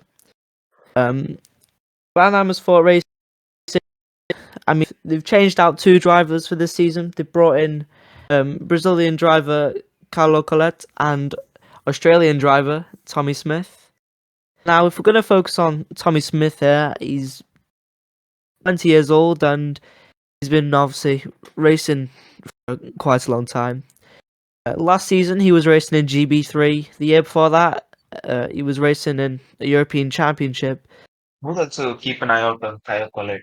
Going into his 3rd season of Formula 3, one could expect him to do pretty well, considering his experience in the field.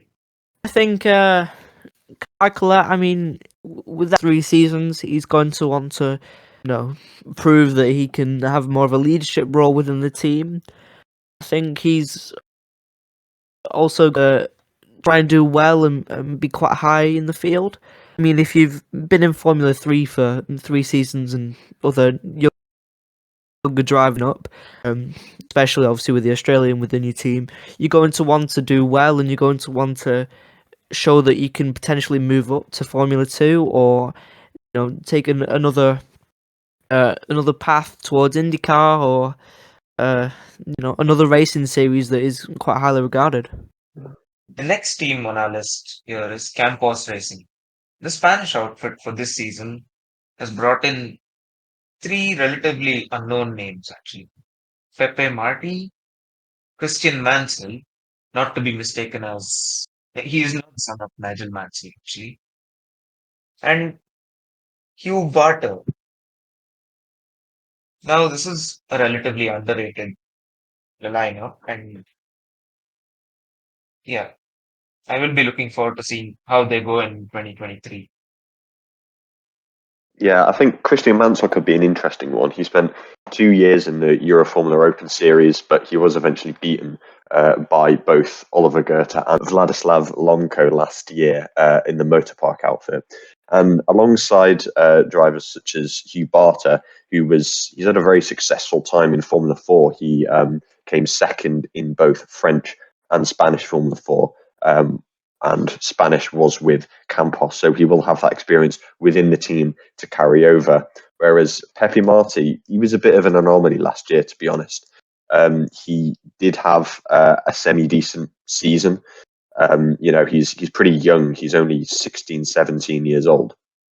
So for last season, he finished 26th in Formula 3, which isn't a great start to his career, and many did expect him to do slightly better than that, considering that he'd had great results in previous times. He came 3rd in Spanish Formula 4 and 2nd in Formula Regional Asia as a winter series as well. So I think that he'll be looking to impress a lot of people and change the perception that he might not be able to have that fire within him to win a championship such as Formula 3. Now we'll move on to the next team on our list, which is Carlin, or as this season, it's going to be Rodin Carlin, as they as well pick up a brand new title sponsor. One of the biggest names, I think, on the grid is Williams Academy driver Oliver Gray. He comes off of the back of a pretty decent British Formula 4 campaign where he finished 2nd overall to Alex Dunn. He'll be looking to impress a lot of people, although Carlin, they do have a mixed history with Formula 3. Despite being very competitive in other series such as British Formula 4, Euroformula Open and Formula 2, they've never seemed to be able to hook it up in Formula 3. And last season, Zach O'Sullivan really proved that. He had a lot of pace at times. He did manage to get on the podium at Silverstone, but quite often in a lot of those rounds, the pace of the team was clearly holding him back. Williams do have a close relationship with Carlin, so it makes sense that Gray is going there. But I don't see him fighting for the title. I can see him fighting for points-paying positions like Zach did last year. And you'd hope that he could still show his abilities, even though the team itself isn't quite at the top. Alongside him is going to be Hunter Yaney. He returns. He did Formula 3 last season, but he did have to miss out a couple of rounds. I believe it was to a broken wrist. So he'll be looking to hopefully, I think, beat his teammates is going to be one of the main aims for him. He's alongside Ido Cohen, who also returns. He did a year with Genza last season. It's his third season in Formula 3 now, so he really has to deliver. He has to put in some good performances if he wants to be able to attract sponsors and be able to step up to Formula 2 as well. So I think the inter-teammate battle here, I think it's going to be pretty close. You have two drivers who have experience in Formula 3 and then one rookie who might have more pace and more talent than them, but because it's their rookie year, they might not be able to quite hook it up in terms of racecraft and getting in that perfect qualifying lap. So I think Carlin could be lower midfield area. I don't see them challenging for podiums very often, but you'd hope that they would have made some progress from last season, considering how big that team is, especially in the UK, and how well they're doing in other feeder series. So, moving on to the Swiss team of Genza Motorsport. Now, they have been around for 20 plus years, actually 30 this season, and they compete in multiple F3 and F4 championships. They have a 3-driver lineup, and they have an exciting up. I'd say it's completely brand new. There's a few rookies, and most notably Nikita Bredrin, who is an interesting figure. Now, Nikita is a Russian driver. At the age of 17, they were a rookie into the sport. However, obviously, you may have thought, well, they're a Russian. How are they able to identify as that? Well, they aren't. Actually racing under the Italian flag. So if you want any confusion towards him, there you go. Now, Bedrin started out, well, obviously with karting. They've been able to have success at a competitive European stage. They've managed to win the Italian Championship in 2019 and the WSK Supermaster Series in 2020. And obviously, if you're looking at that and you're thinking of the dates, well, 2020 is only 3 years. Within 3 years, they managed to have good success and move up to Formula 3. Now, don't get to Formula 3 straight from karting. They've been in the 4 United Arab Emirates Championship with XL Motorsport, and this was in 2021. They were able to impress and keep on for a seat for 2022, and he was also competing in the Italian F4 and ADAC F4. With all this experience, he decided that he should move up, and he started off this year with the competition in Formula 3, but the regional Middle East. That was until he tested for Genza Racing, or Genza Motorsport, with obviously his teammates, and he later signed on. So with this driver, with a lot of experience, I think there'll be one to watch, and Genza Racing as a whole will be quite a young team that will hopefully score some good points. And moving on to the final team on our grid, and the relatively new name on the Formula 3 grid for 2023 is PHM Racing by Sharu. After all, they bought out the Sharu Racing System team, and this year they have a familiar figure in the form of Sofia Flores. And now she returns to F3, looking to once again prove herself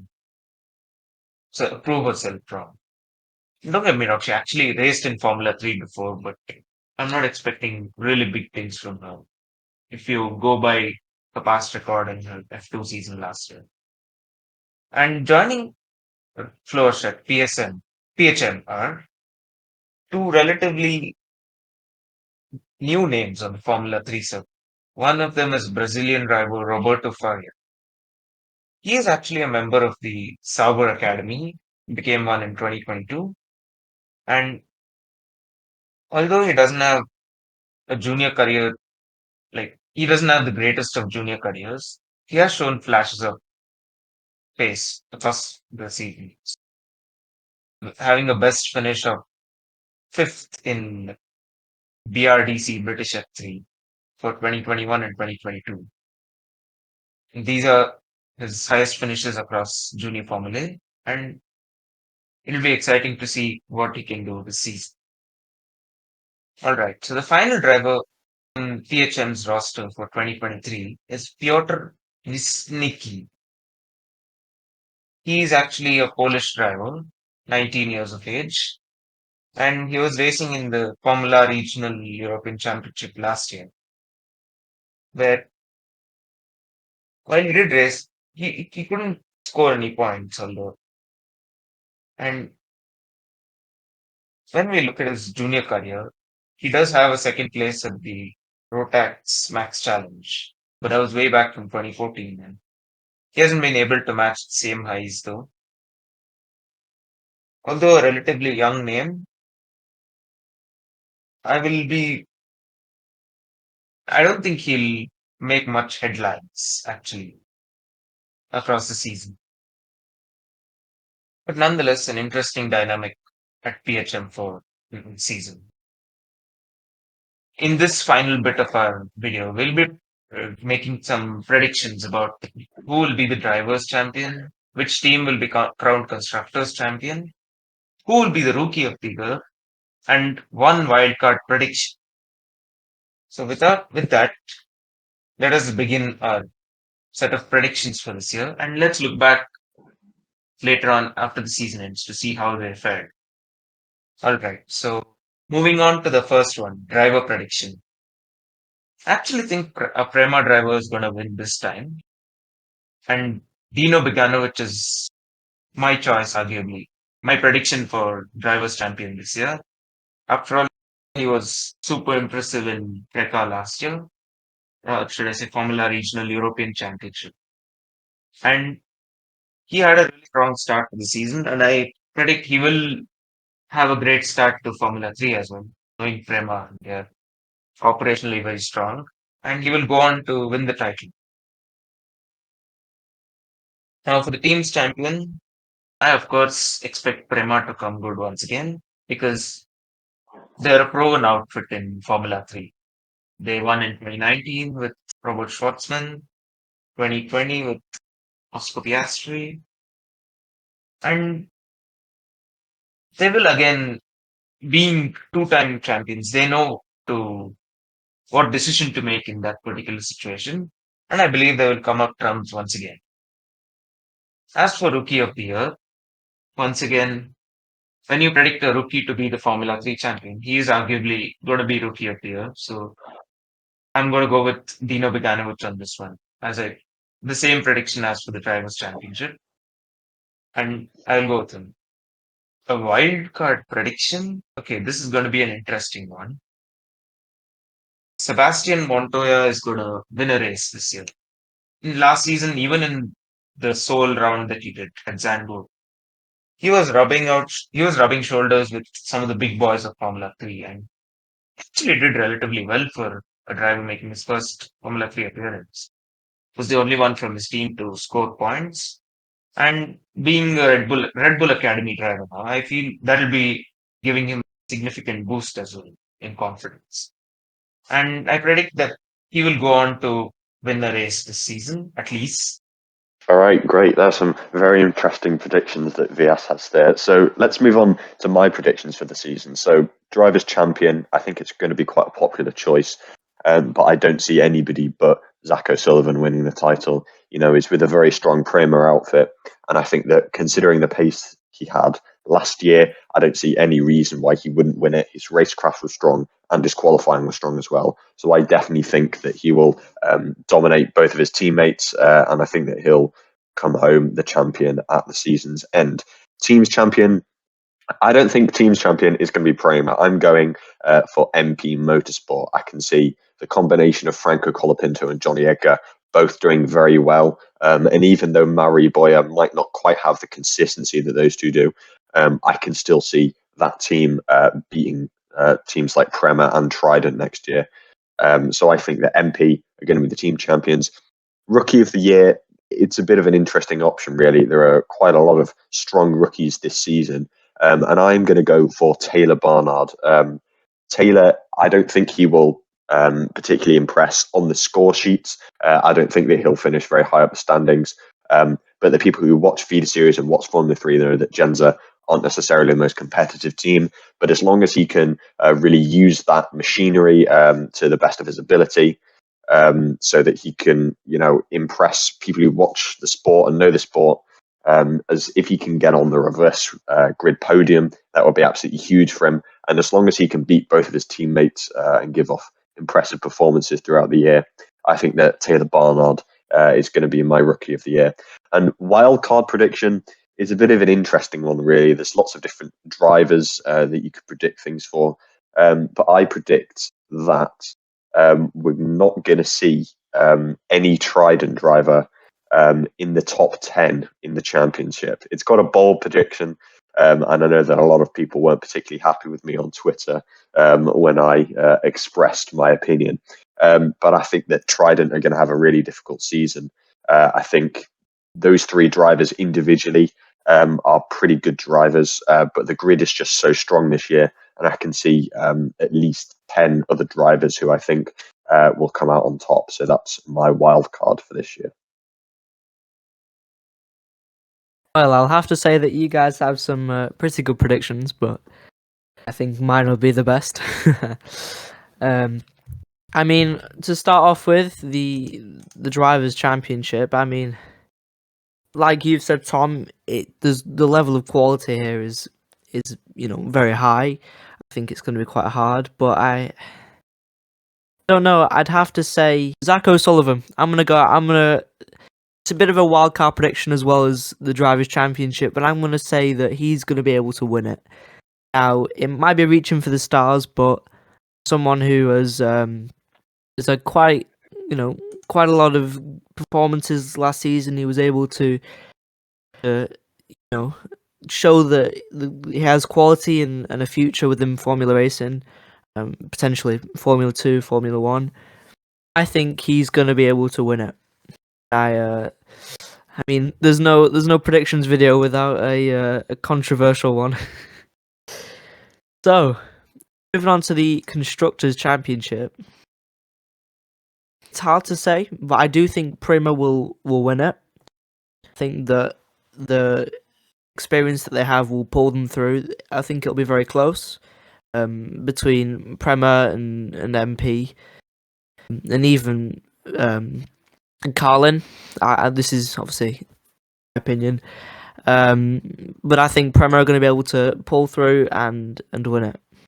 Now, Rookie of the Year, I'm also going to go for a driver from Genza Motorsport, Tom. I'm going to go for Nikita Bredrin.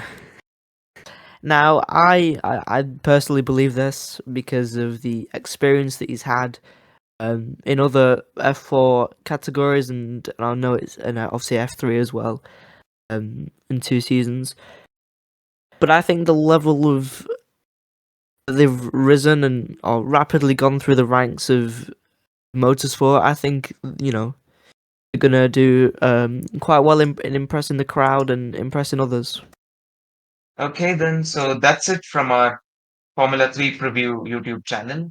If you did like the video, do make sure to like and subscribe to the DIVEBOMB YouTube channel for such videos and content. What are your takes for this season and what are your predictions?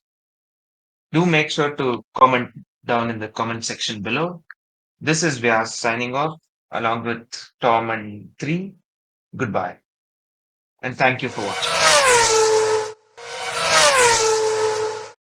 So we're going to move on to the final preview ahead of the 2023 season and this video. And unlike all the others which start in Bahrain on the 3rd to 5th of March, we also start on the 5th of March, but on the streets of St. Petersburg. Of course, we are referring to IndyCar, and yet another thrilling season will hopefully be in action. You know who I am by now, but I'm joined this time by editor on the channel, Michael, and writer for DIVEBOMB, Archie. Welcome, you two. Thank you. Good to be here. Thank you. Yeah, it's good to be here. Yeah, let's glad to have you guys on the channel. But let's get straight into the action. Obviously, there's thrilling series. Let's hope we're going to have another great series this year. Obviously, last year was equally as interesting. But the first question to you guys: who do you think is going to be up there in the championship fight? Obviously, particularly towards the end of the year, we saw the Penske's looking really strong. Of course, you've got Newgarden and Power, but McLaughlin was, I think, the surprise package last year. But how will we see them? We'll see the Ganassis up there, Palou, Dixon, I'd imagine, as well as potentially Ericsson. But we'll see the McLarens, the Andretti's up there. We've got to wait and see. But what do you guys think about the championship battle this year? I mean, personally, I think I can't really look that far past Scott McLaughlin. I feel like his rise in his first 2 years in a sort of open wheel car, it's hard to look past him sort of continuing that rapid sort of upward trajectory. It took 3 wins last year, second most on the grid, and possibly would have been even better placed in the championship without crashing out the Indy 500, for instance. And if he can sort of become a bit more consistent without, the odd error, then I think he's got a good shot at winning the championship. I mean, I'm probably like you, Dan. I'm hoping for Pato. Always trying to get that championship. I feel like he's always right there in the mix at the top somehow. And I think he just needs to put a good few races together through the middle of the season. And I think his weakest point is the ovals still. And some of like the straight tracks. Like he just, with some of the shorter ovals, like Worldwide, if that's still on the calendar. I mean, completely forget. O'Ward has been probably the best at ovals the last 2 years. He won the oval trophy in 21 and 22. Oh yeah, that's right. I'm sorry, I'm mixing something up. No, don't worry. Yeah, but maybe helping with the Formula One team will help him also with like his road course, like form. Yeah, because that will give him a different perspective of racing on the road. I mean, I think the street course is what he's really struggled at. I remember Toronto last year, like, it was the first time he was generally just slow. Like, he really lost out to Rosenqvist. And though we know he got a lot of bad luck that last year, Toronto was the one race where he was just slow. Street courses are a problem, I think, on O'War's side. St. Petersburg, obviously, he's never been that great at, as well as Nashville. He's never had quite the luck in the 2 events we've had there. Obviously, we're getting the new Detroit Street race as well this year, so we'll see how that pans out. But McLaughlin, I've got to say, he was definitely the surprise package of last year. He came flying out of the blocks of St. Petersburg last year to the shock of everyone, and then almost won in Texas the next race. And then obviously he kind of dipped off in between that Texas period and towards mid-season when he won in Mid-Ohio. But kind of ever since that kind of Mid-Ohio race, he was consistently at the front, and I think McLaughlin, there's no doubt he'll be up there again, and his upward trajectory has been very impressive. One driver that I really do want to keep an eye on is going to be Alex Palou. Obviously, we all know what happened last year with the Chip Ganassi dispute, and was he going to move to McLaren? I think we could all agree this year will be his last in Chip Ganassi racing. So it'll be interesting to see what dynamics like this year. He was Mr. Consistent last year, I think, was Palou. Obviously, it took him to the final round to get that victory. But I'm intrigued for Palou to see what he can do this season. He got a lot of bad luck last year. I think back to Road America, and obviously that Indy 500 where he had that incident under the caution. So I'm going to be interested in how Palou does this year towards the front of the standings. Yeah, he certainly ended in dominant fashion last year in the final race. Yeah, that was one of the most impressive drivers I think we saw in a while. He was 30 seconds clear of the pack. I think the other one you can't discount always is going to be Joseph Newgarden. He obviously won the most races out of anyone, but it was really consistent to see I let him down. So we'll see on that front. But what is interesting for Penske in particular, we always know they haven't been quite at the front at the Indy 500, but the removal of double points could really play to their advantage this year, I think. Yeah, I agree. I feel as if we are also just completely forgetting about Will Power, the champion from last year. Yeah, absolutely. He might have only won one race the entire season, but he was just Mr. Consistent the entire season, and that's what won him the season. And it's insane, the fact that he won. I mean, he was either third or fourth through the first 5 races. Yeah. And he just, it just goes to show that consistency is key in that idea. Yeah, And yeah. I feel as if he can get those consistent, if he's still going to be consistent next year, I feel as if he is going to have a really good chance again of Yeah, I think making something good out of it. the thing about Will Power is that we always knew he was going to get a result every single weekend. Like, whilst it was particularly Newgarden's problem, you didn't know if he was going to win or if he was going to struggle. Power was just getting these second and thirds every single weekend, and as you said, the first 5 races he finished either third or fourth in all of them, and he picked up I think it was 7-8 podiums towards the end of the season. He was just Mr. Consistent, as it were, and he wasn't taking these risks for victories. He was just collecting the points. The other person that we haven't even mentioned yet, Scott Dixon, obviously 6-time champion already. He had a bit of a frustrating year. It took him a while to get going. He obviously eventually won 2 races in Toronto and Nashville. Kind of a bit of a almost underwhelming last 2 seasons for Dixon, but I wonder how he'll fare this year. I mean, you can never count him out. I think last year, without the Indy 500 penalty, I think the double points really cost him. And again, that's coming back to the double points is a reason why it might be good news that they have been removed, because it can sort of amplify those sort of moments of bad luck and misfortune. I mean, you look at the grid last year, and any of the top 7, you could highlight a moment where they lost the title. For Newgarden was the Iowa race 2 when he crashed out from the lead. Dixon was the Indy 500. McLaughlin was kind of that poor run in between in the early phase of the season. Palou was obviously Indy. Ericsson was obviously, he crashed in Long Beach and crashed in Nashville. And O'Ward was that terrible section of luck he got in the mid-season phase. But it's going to be interesting. The other one I want to briefly talk about is Marcus Ericsson. We know that he was actually a championship contender last year because of the Indy 500 victory, but he obviously fell off towards the end of the season. How do you think he's going to fare this season? I truly don't think he's going to do too well, just in the fact that after he won the Indy 500, his results, he got 1 more podium, and then he finished in the top 5 after that once. And then just nothing. He had nothing almost the entire season except for Indy, Texas, and Road America. Yeah, I agree there. Yeah, I mean, as you said, that double points really did help him. And I think it was him and O'Ward after Indy were top 2 in the standings, and obviously O'Ward had that really bad run of luck towards the end of the season. Other big question mark for me, Colton Herta. He had obviously had a really underwhelming last year, bar that incredible victory at the Indy GP. Surely we're going to see him more towards the front this year.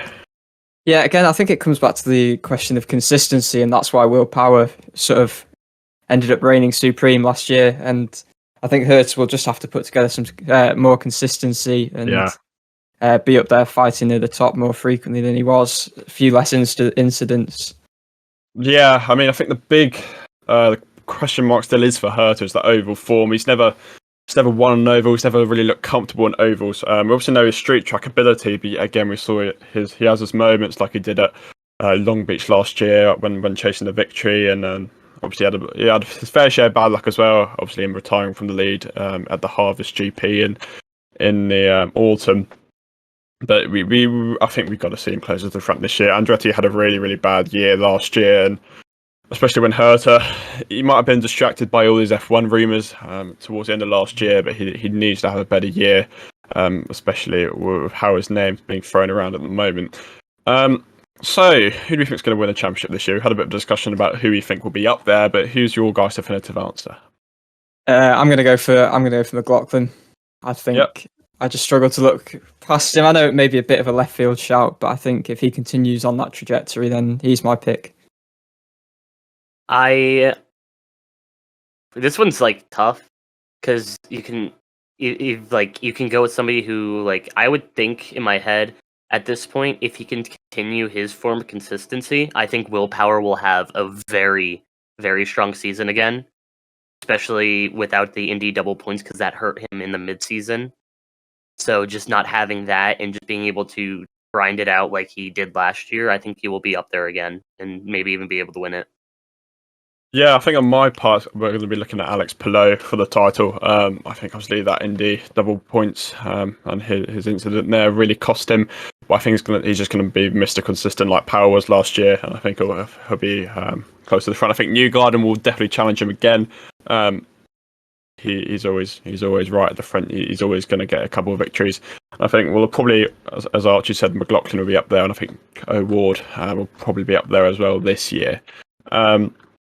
The other big battle, as it were, is going to be the Rookie of the Year standings for this year. We've obviously got 4 rookies this year. Benjamin Peterson, Stingray Robb, they both stepped up from Indy Lights.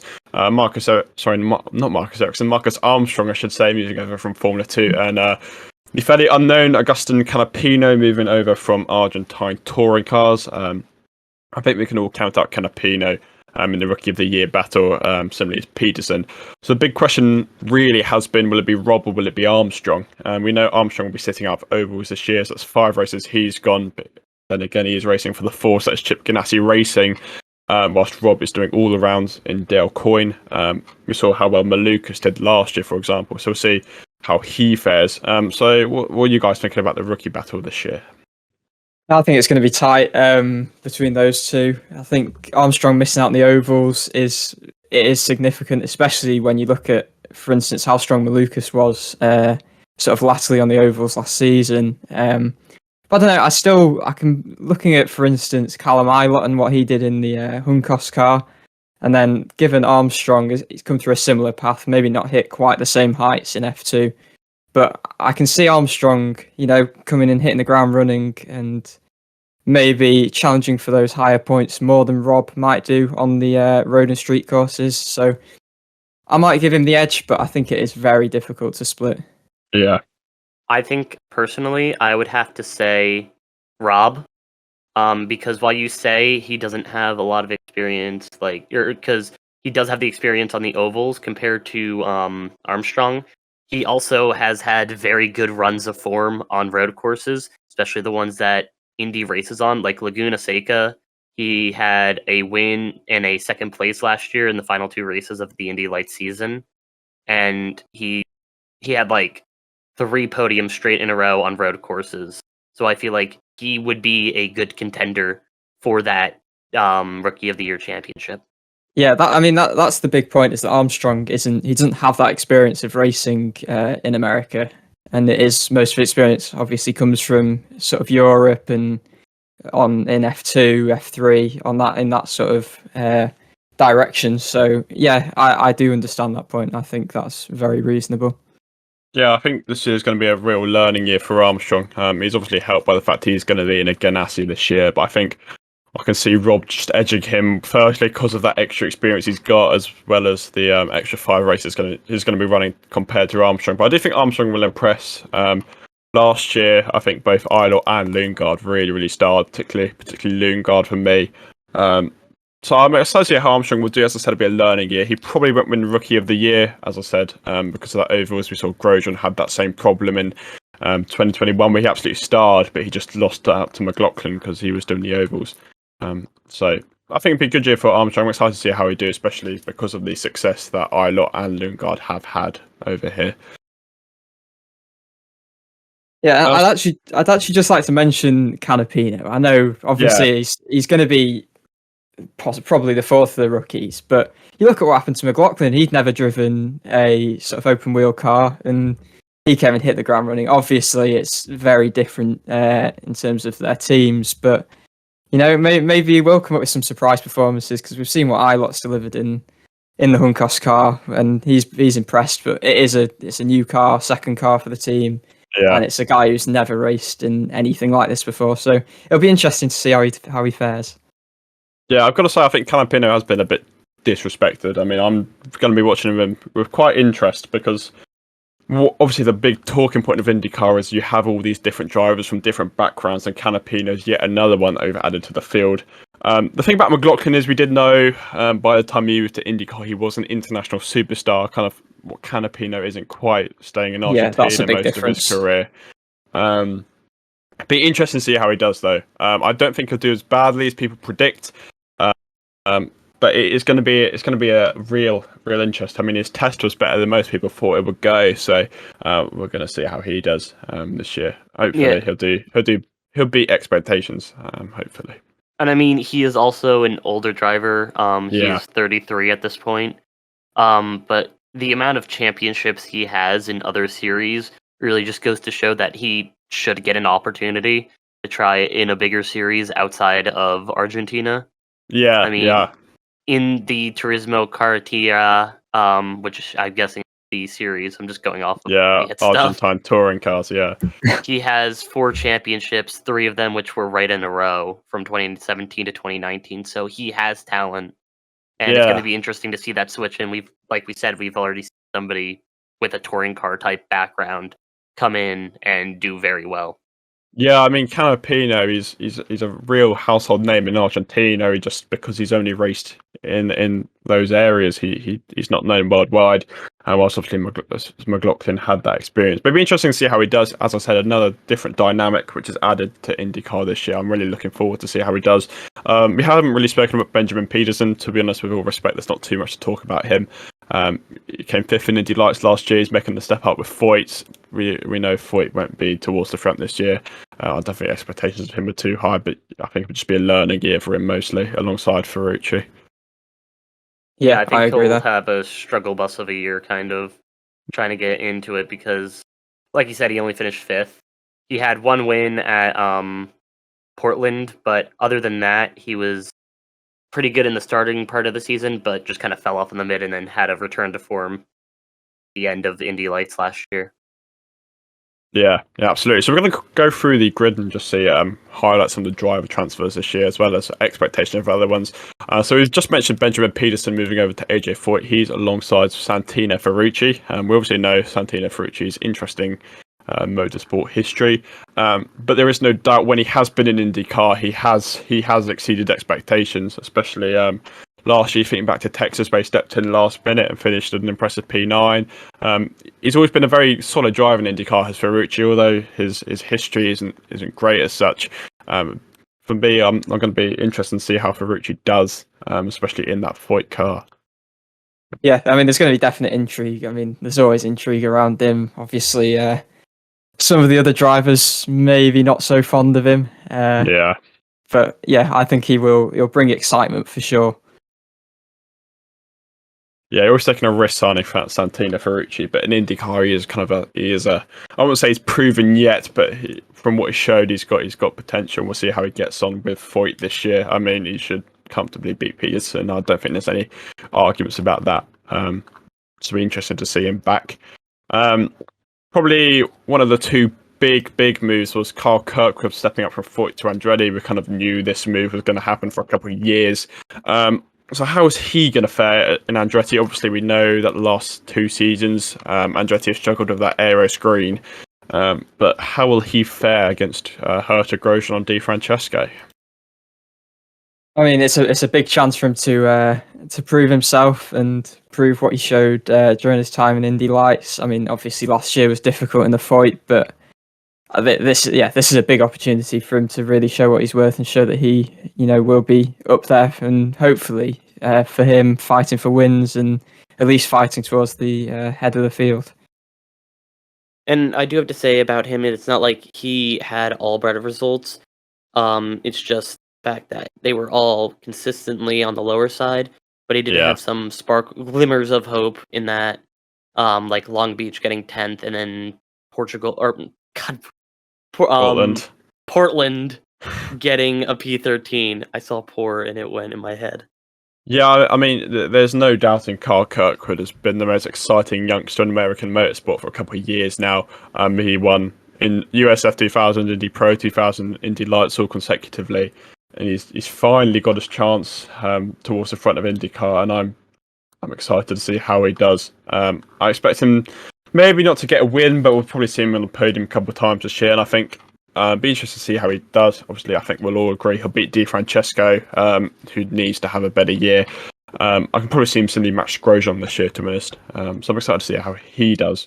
So yeah. Talking of Grosjean, I think we could all agree his year last year, I'd probably say, was underwhelming. would be the way to describe it. How do we think he's going to fare this year? It's hard to see. I mean, it is obviously maybe more experience in the series, and you'd expect him to improve. But it wasn't necessarily always a happy camp with in the Andretti team last season. It's hard to really judge how he'll do. He needs to, again, it's that sort of theme of consistency. He needs to pull together some more consistent results. And also just he did show a glimmer of being better at the ovals in Iowa, getting a 7th and a 9th, but just working on those ovals and trying to get better I think is going to be his biggest problem. I mean, look at Texas, he got a 26th, and Indy he got 30.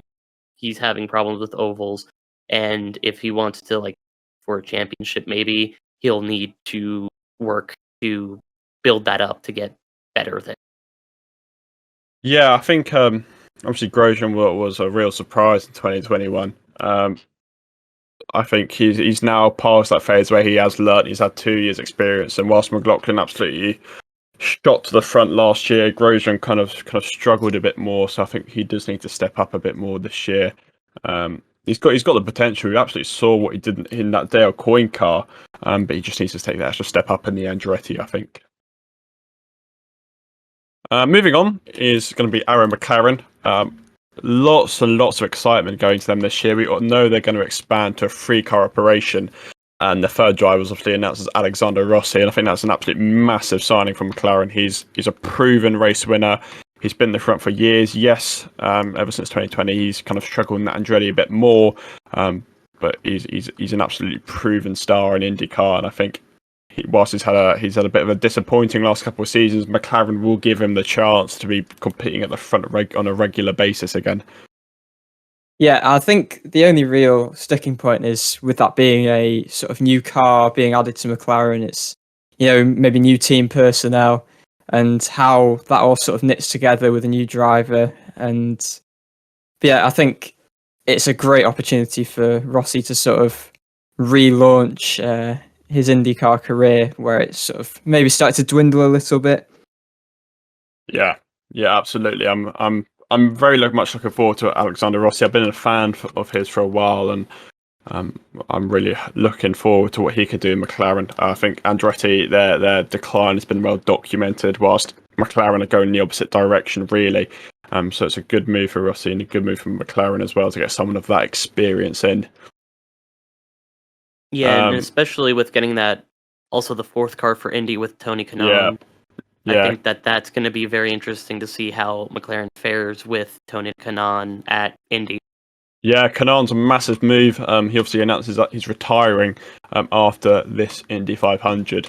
But McLaren's Indy 500 lineup is absolutely elite. They got the drivers who finished 2nd, 3rd, 4th and 5th last year. And in the last 2-3 years at Indianapolis, they've been really, really strong.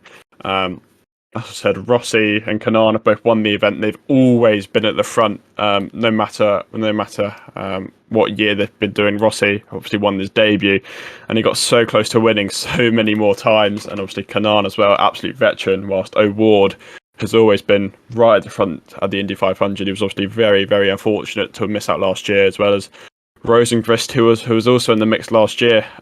So we think an Arrow McLaren Indy 500 victory with the lineup and the strength they've had there.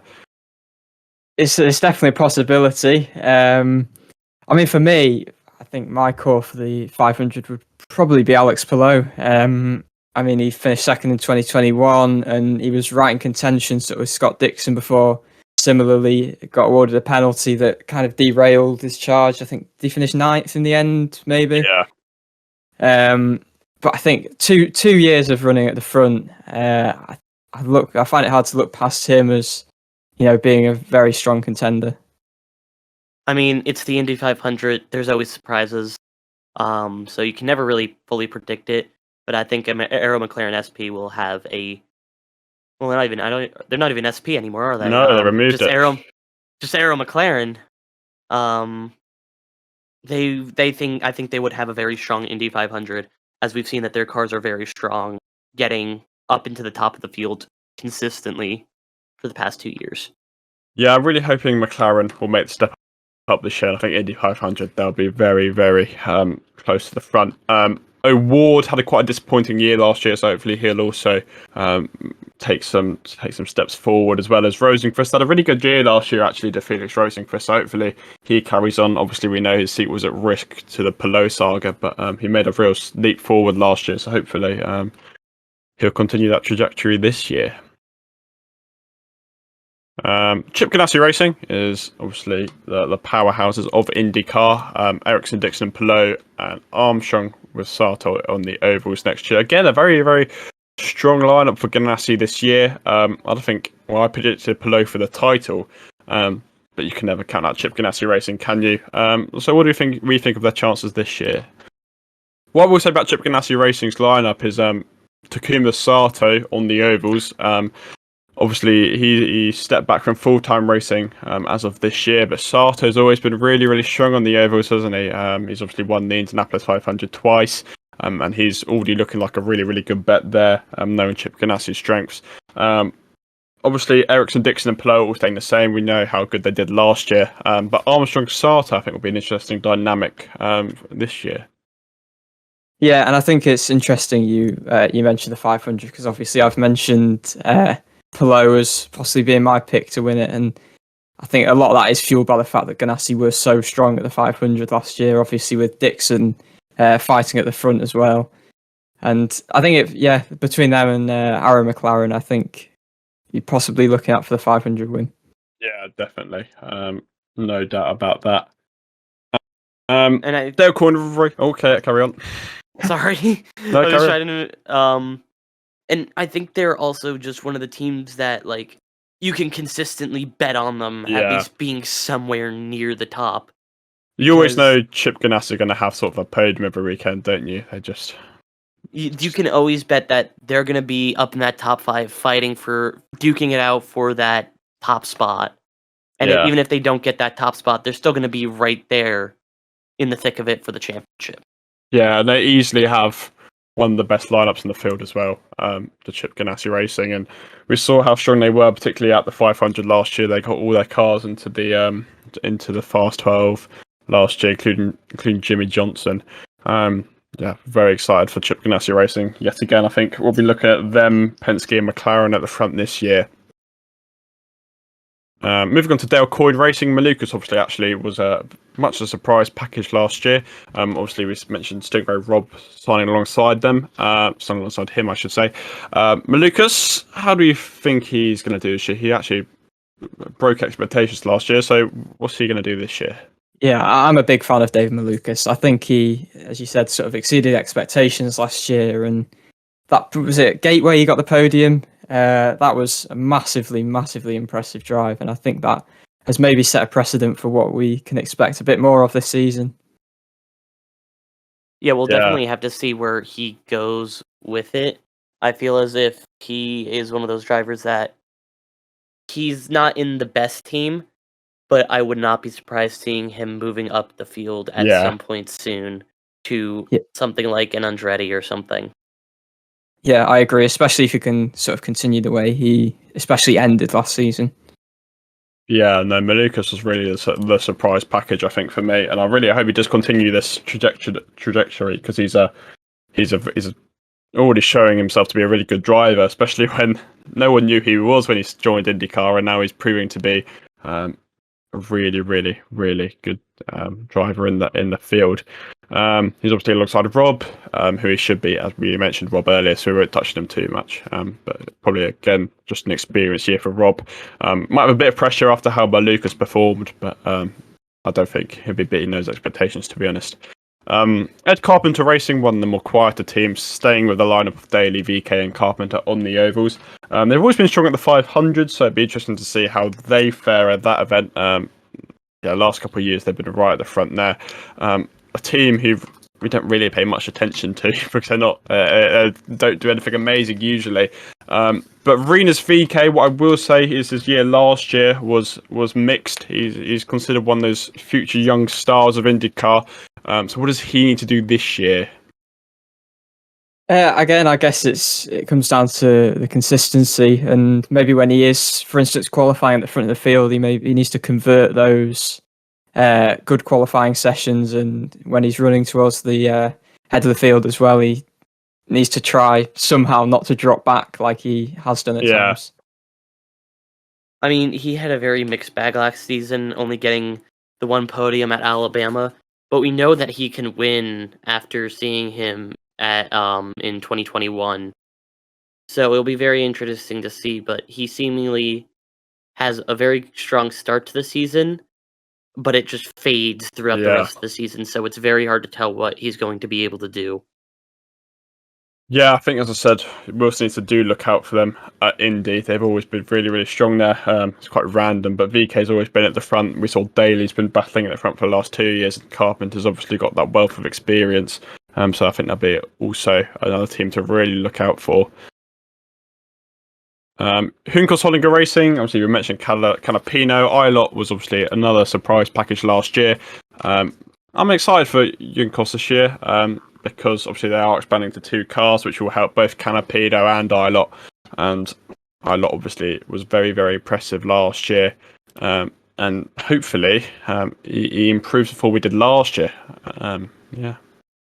Yeah, I think there's a lot of intrigue there. I think Ilott was on a particularly good trajectory, and in that sort of single car team, he really impressed me. Yeah. Similarly, again, I think it's about getting that experience on ovals for Ilott. Obviously, he lacks it, but his performances weren't bad. No, was simply crushed out in Indy. But he did have very good performances last year. Obviously, I remember the wet in Indianapolis, and obviously Laguna Seca, where he was running, where he qualified P2 and was running at the front until he had that issue. But he again looks a really exciting talent, similar to Malukas. I really want to see him step up to a bigger team in the next few years because he's definitely got that potential, I think. Yeah, I agree with that. I think he can't be running in the team who are probably regarded as the maybe worst performing on the grid. I think he needs to get himself to a better team, possibly at the end of the season. I do have to say something is going through like all these smaller teams really makes you realize like how many of the like new guard is coming in. We're seeing a lot of the guys who have been in the series for years, like Tony Kanaan, and all of them being pushed out now. And people who are new, like Ilott, and especially coming over from Europe, we're seeing a lot more Formula 2 drivers who didn't make it to Formula 1 coming over to IndyCar instead of willowing away like some. Yeah, I mean, the big talking point, particularly of 2021, it wasn't as big last year, was that youth movement where we saw O'Ward, Palou and Herter in particular started battling at the front against your Dixons, your Newgardens, and I think we've now got this star rookie season that we had last year of Lundgaard, Ilott and Malukas and even Carl Kirkwood. And I think the future of IndyCar is really, really exciting, particularly when you consider the fact that there's lots more F1 interest now and there's lots of drivers making the shift over in the recent years. And I think it's a really encouraging trajectory that IndyCar's on at the moment. Yeah, it definitely feels like there's some sort of changing of the guard with all of these younger drivers. I mean, I think Marcus Armstrong has spoken about, how the sort of appeal of IndyCar and being from New Zealand, with Scott Dixon obviously looking up to him as well. So we're going to quickly touch on Meyershank Racing. It's not too much to talk about them, although the big eyes on those team will be Helio Castroneves of the Indy 500. Can he win number 5 this year? It's going to be a long shot, but it was always a long shot in 2021 as well. Well, yeah, it might be a long shot, but anything can happen at the Indy 500, can't it, really? And yeah, I think he's always going to be rooting for that number 5, and as much as Helio Castroneves is going to struggle on the road and streets, I think a result at Indy would be there'd be no doubt it'd be an iconic moment in IndyCar history if he is able to pull it off. We're going to move on to Rahal Lederman Lanigan Racing. Obviously, sticking with Graham Rahal is kind of a solid midfield driver. Has been for several years now, alongside Jack Harvey and Christian Lundgaard. Lundgaard we've touched on; he absolutely starred last year. Harvey though was almost surprising renewal. There's a lot of rumours of Yuri Vips, but they stuck with Harvey. So I wonder how he'll fare this year. I mean, he had a wretched 2022. I think he got He finished once inside the top 10. And I mean, it was an upward move for his career, really. So I think the pressure is really on this season. Otherwise, obviously, there is threat that he could lose that seat, and it's whether he sort of crumbles under that pressure or thrives under it and sort of is propelled onwards. I mean, the fact of the matter is, Santino Ferrucci got a better result than him in the same car when he stepped in on Sunday morning, whilst Harvey did 16 races. And I think that kind of sums up Jack Harvey's season last year. It was pathetic, really. And there's going to be a lot more eyes on him this year, and he really just needs to step up, I think. Lundgaard is obviously going to be very exciting as well. He almost won last year at Indianapolis, and he's just been, particularly towards the end, kind of Nashville, Laguna Seca, even Portland. He was the star man. So how do you think he's going to fare this year? I mean, he's another one. Yeah, go on. Sorry. I feel as if he's going to have another pretty strong season. I mean, he once again bringing up that point of consistency. He was very consistently getting like into the top 10. It wasn't like every race, he was going to be in the top 10, but for riding with the Ray Hall Lanigan Racing Team, RILLR,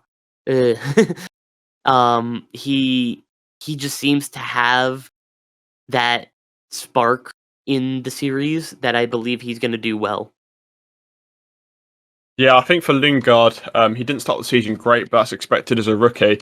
And obviously the oval form let him down, but that's hardly a surprise. But towards the end of last season, the road courses, he was absolutely brilliant. And I'm really hoping we can see more of him this year.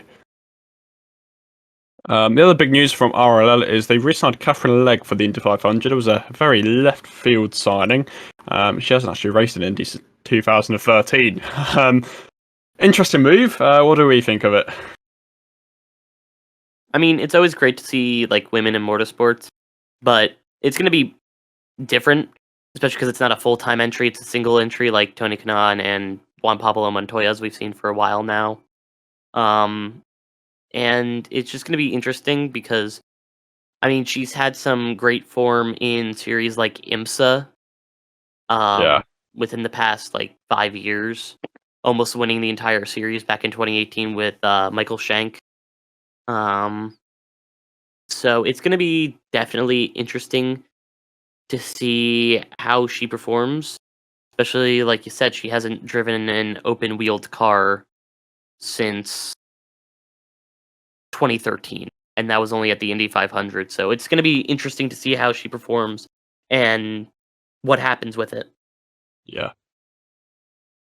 Finally, is Team Penske, and I think by far and away they do have the best lineup this year. Newgarden, he's really good in his day, although there's too many off days, I think, for Newgarden, particularly in the last couple of seasons.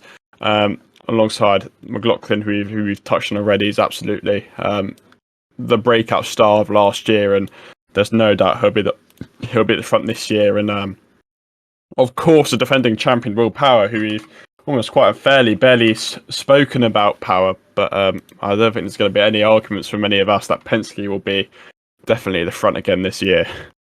Yeah, I mean, again, it comes down to that thing that we've mentioned a lot here is consistency, and that was why Power sort of reigned supreme out of them last year.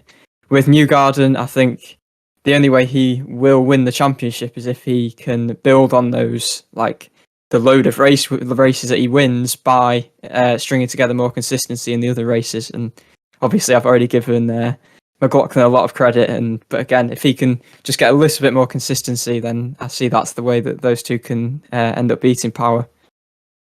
I mean, recently we've seen Penske kind of be like the powerhouses of IndyCar with just very consistent results all around. So it's going to be interesting to see how they do. Again, I think they're going to do really well because it's kind of hard to come down from that high. It would take a lot. And if that happens, then there would be a big downfall in the team overall across all the sports that they're in. Yeah, absolutely.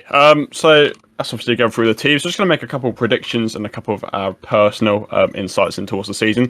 So first of all, I want you guys to think of 3 drivers who you're going to keep an eye on in particular this year. I'll kick off myself. We're going to go Colton Herta. Really disappointing year last year, but obviously with a lot more eyes on him now after the whole F1 fiasco. How much improvement will we see from Herta, considering how much he struggled last year? Next one on my list is Agustin Canapino. Obviously, as we said, a real international unknown driver. His first time in single-seaters, but I'm really interested to see how he'll get on as a rookie. And finally, we've touched on him loads already, Scott McLaughlin. How will he fare this year? He was the breakout star of last year, and will he be at the front again this year? Yeah, I share it with McLaughlin. I think being my pick for the championship, I'm obviously going to keep a keen eye on him. Then maybe a slightly more random one, Connor Daly. I think he's a sort of great character in the series, and if he can, in his home race in the Indy 500, if he can maybe run towards the front again, and you never know, could something amazing could happen. And then again, to repeat what you've said, Dan, I think Canapino. I think it's just it's a very intriguing one. I mean, for me, of course, you got Award. I just want to see him do well. I'm just hoping my boy Stingray Rob does well too. The man with the greatest name ever. Absolutely. Like, his parents must have been doing something fun when they named him. And then I think my other one has to be Callum Ilott with how strong he was in certain races last season. Maybe he just needs to get that form up in the ovals, and I think you could see him doing some great things in the series overall. Yeah, I think we best mention Alex Rossi as well. See how his move to McLaren works out, because that is obviously one of the big storylines of this off-season. Yeah, I've got to say, I think we're going to be looking at a really, really great year once again. As we've mentioned, there's so many different factors we've got to keep an eye on this year, and I don't think there's any doubting that this year in IndyCar will be absolutely fantastic again. So to round off, we're just going to do one absolutely crazy prediction for this year, just because it's fun when we do a bit of random predictions so we can embarrass ourselves later on in the year. So I'm going to have a absolutely wild prediction that we're going to see a first-time race winner in IndyCar in 2023. Not quite sure who it is yet. I'm kind of weighing up. Maybe Carl Kirkwood, maybe Felix Rosenqvist, maybe a left field driver like Lundgaard. But we'll see. I'm gonna say we're going to have multiple first-time race winners in 2023. Yeah, and actually I'm going to carry. Connor Daly is going to win on an oval. Not picking it up. I think Connor Daly is going to pick up the pieces from some chaotic race and get his first win, and I think only his second ever podium. I don't know if it's that big of a prediction, but I think that one of the new drivers is going to win Indy, not some of the old guard. I think somebody who is like under 22 is going to win the Indy 500. Wow, I think that would potentially make them the youngest ever Indy 5 driver ever. Youngest ever Indy 500 winner either. So as we said, that's a bit of a prediction in towards the 2023 season. Obviously, a very, very exciting year for IndyCar, and we'll see how it pans out. Season starts at St. Petersburg this weekend. Obviously, we've got 16 more rounds after that, including 5 over races, which of course includes the 107th running of the Indianapolis 500 on May 28th. Archie, Michael, thank you for joining me today. Been a really good chat about what we're going to think about what's going to happen in the 2023 season, and obviously, as I said, kicks off in St. Pete's this weekend. So that's it for the IndyCar preview. As I said, let's hope for another really exciting season this year, which kicks off this weekend in St. Petersburg. And that's going to be the final preview for this year. We obviously had F1, F2, F3, and this one in IndyCar. So thank you all my guests. So Emily, Vias, Xavier, Tom, Archie, and Michael for their input on this video. And please follow us on Instagram and Twitter at Project DIVEBOMB for the latest news on F1, F2, F3, IndyCar, and many more international series, all of which will be reported on throughout the season. Thank you for watching, and we hope to see you on the channel soon.